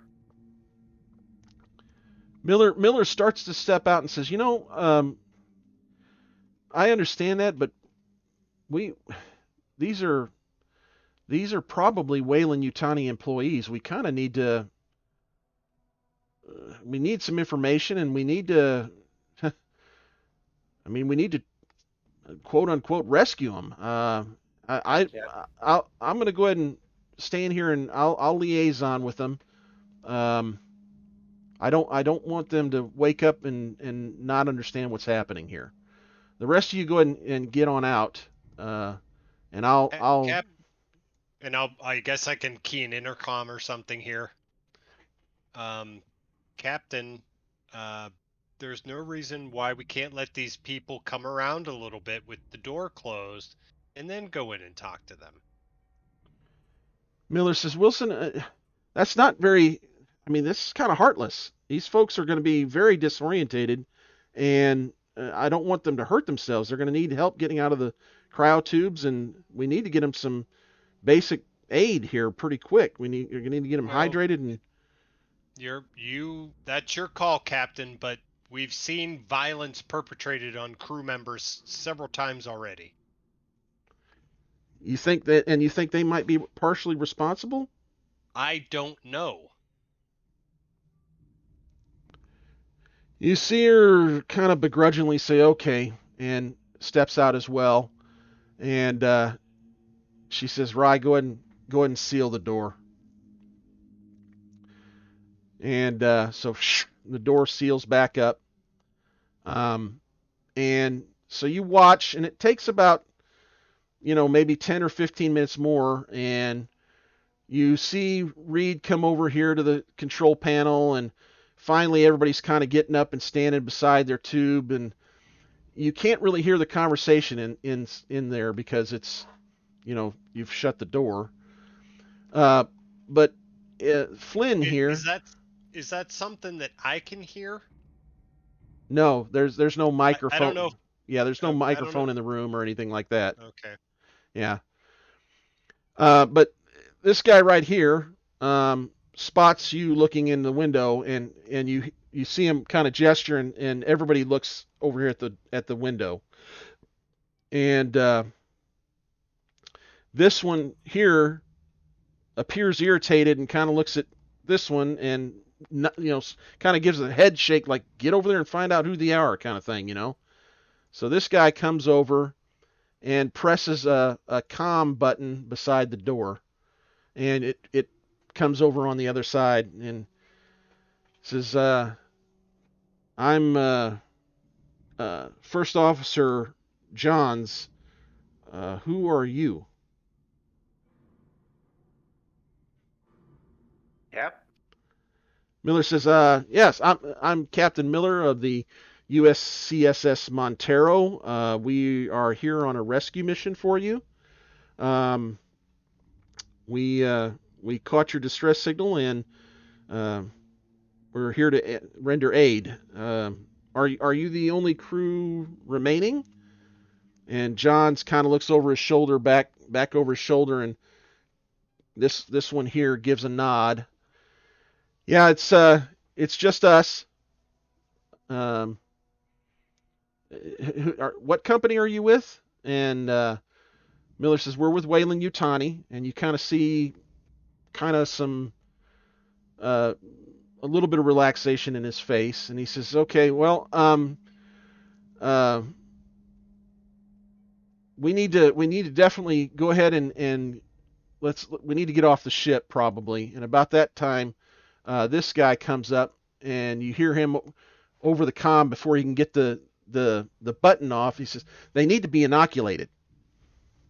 And he pulls his finger off the button, and you see them kind of having a conversation, and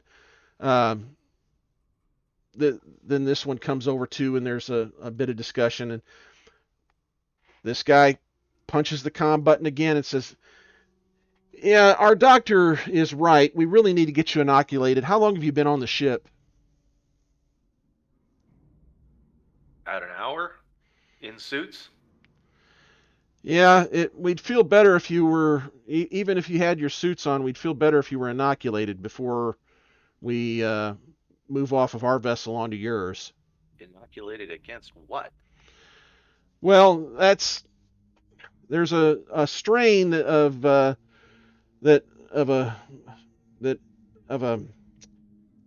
biological item that is gotten loose here, and about that time you see this one come up and basically physically grabs his hand off the button, and they're having a heated discussion.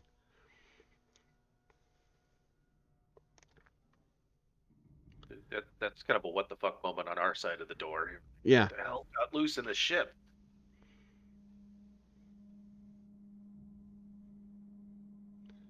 So you see him. He asked them what happened. It looks like he's losing the argument, and he turns back and says, "Look, I can't discuss a lot with you because we don't know what level of authorization you have to discuss this. This is highly classified Weyland-Yutani materials that we've got here. We need you to go ahead and let us out. I need to get you the inoculation so that we can then go ahead and move over to your vessel. You said it was the Montero? I'm not familiar with that ship. Is that recently commissioned? I hate to break it to you guys, but you guys have been in cryosleep for over 50 years. It's actually 73. That's why I said over 50. Okay, you're not gonna. And you see visible shock on. I'm not good at math. You see everybody kind of visibly shaken by that, and John's keys to the mic again. Over 50 years? What's the date? I'll relay the date. And you see them really kind of go wide-eyed, and they all look. Now they're all kind of freaking out. They're like, because they're doing the math, and it's like that's 73 years. And they all kind of are gathering around the door here, and What deck is this? this is on deck B.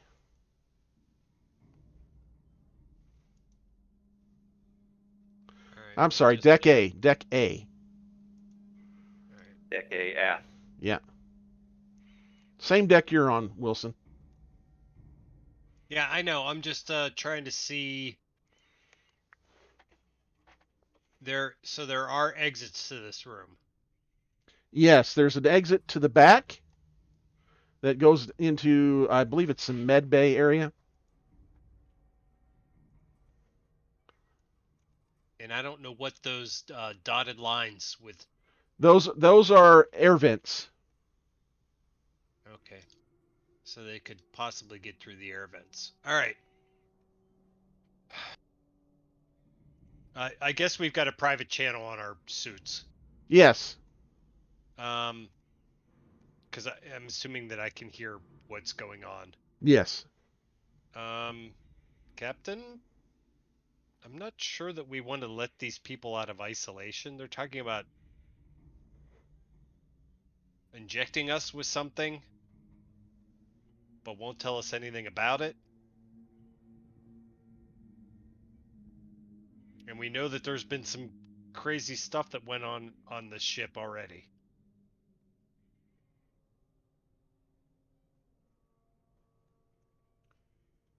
I'm not sure about the rest of you, but I wouldn't open that door just yet. Miller says, Captain, I think you might be right. Yeah, Davis. we've got a lot of questions and not many answers. Yeah. I think we better just keep them on wraps for right now.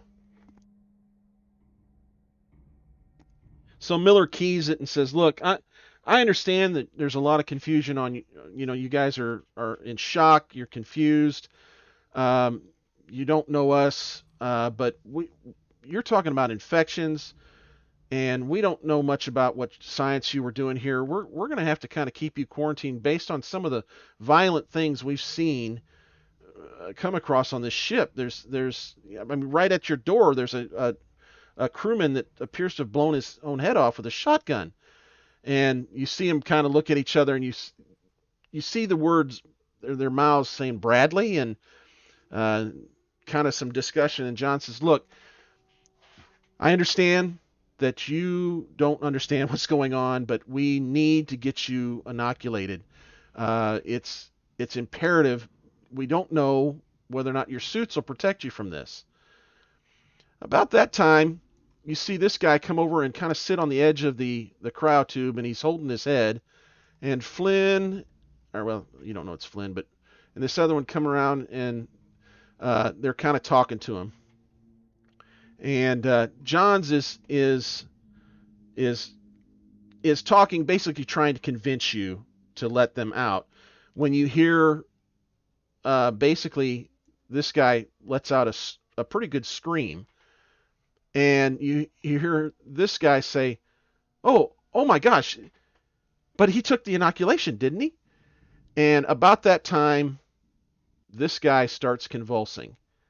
And everybody is at the door pounding. And this is what you hear as this guy starts to convulse.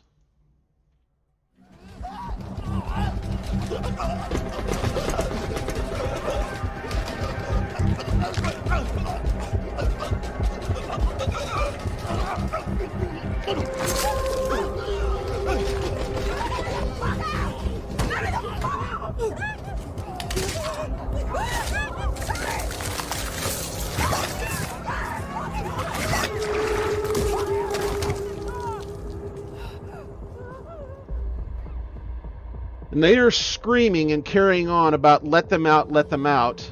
And I've got a little something here to read to you now. Blood seeps out of his eyes, nose, and ears. His bloody eyes roll over white as the scientist convulses and writhes against the wall. As you watch on, you notice that the Kronos crew backs away instantly. While this, I got to edit some of this out because you're not in the room here. In the depths of a seizure now, Cooper flails about at everything and everyone. With a sickening pop and a bloody splash, his eyeball launches from his face and lands onto the floor before bouncing and rolling under a cryo tube. This time, you pause, trying to process exactly what you're seeing. A slender, gore-covered arm pushes its way out of Cooper's empty eye socket, reaches around and tugs at his distended mouth. A spindly white fingers yank his teeth back. Cooper does not scream. It's clear that he isn't in his own head anymore. Something else is, and it wants out. Flesh tears and tendons snap as this thing inside his splintering skull pulls his face open right at the jawline.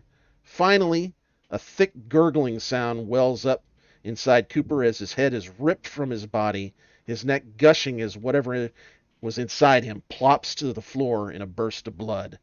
You hear someone saying, "Kill it now! Kill it! Kill it!" The translucent white thing on the floor sloughs off its placenta, struggling to stand on all four wobbly fawn-like legs. Shaking brain matter from its spiky hide, the burster turns its bulbous, eyeless head towards the group and crouches. Jesus.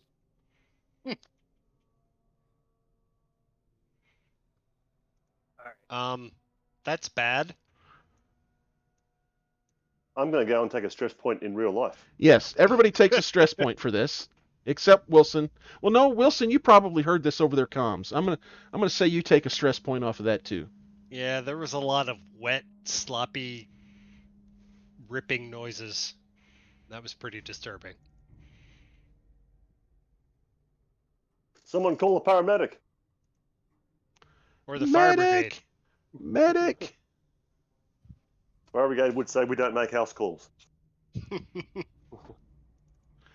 So I'm this, on annual leave. Call somebody else. That's right. let's see, do I not have? There we go. This is what you see at the foot of the table now. Eesh. And it just clawed Sit. its way out of his eye socket. Well, out of his neck and head. Yeah, it basically looks like it might have been in his chest cavity and pulled its way out. So, they're all beating on the door, screaming, let us out, please let us out. What do you do? So I turned to Captain Miller and I'm like, "So did you catch the game last night?" Do not open that door. Do not. We don't touch know that if door. more of them are infected.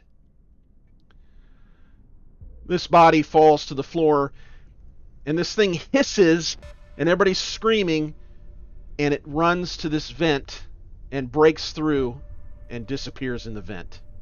Oh, crap. For fuck's sake. And, ladies and gentlemen, that's the end of Act 1. Dun, dun, dun. So, everybody gets a story point. You all did a fantastic job there. This is an excellent stopping point, and we can pick up next week if you'd like. I don't.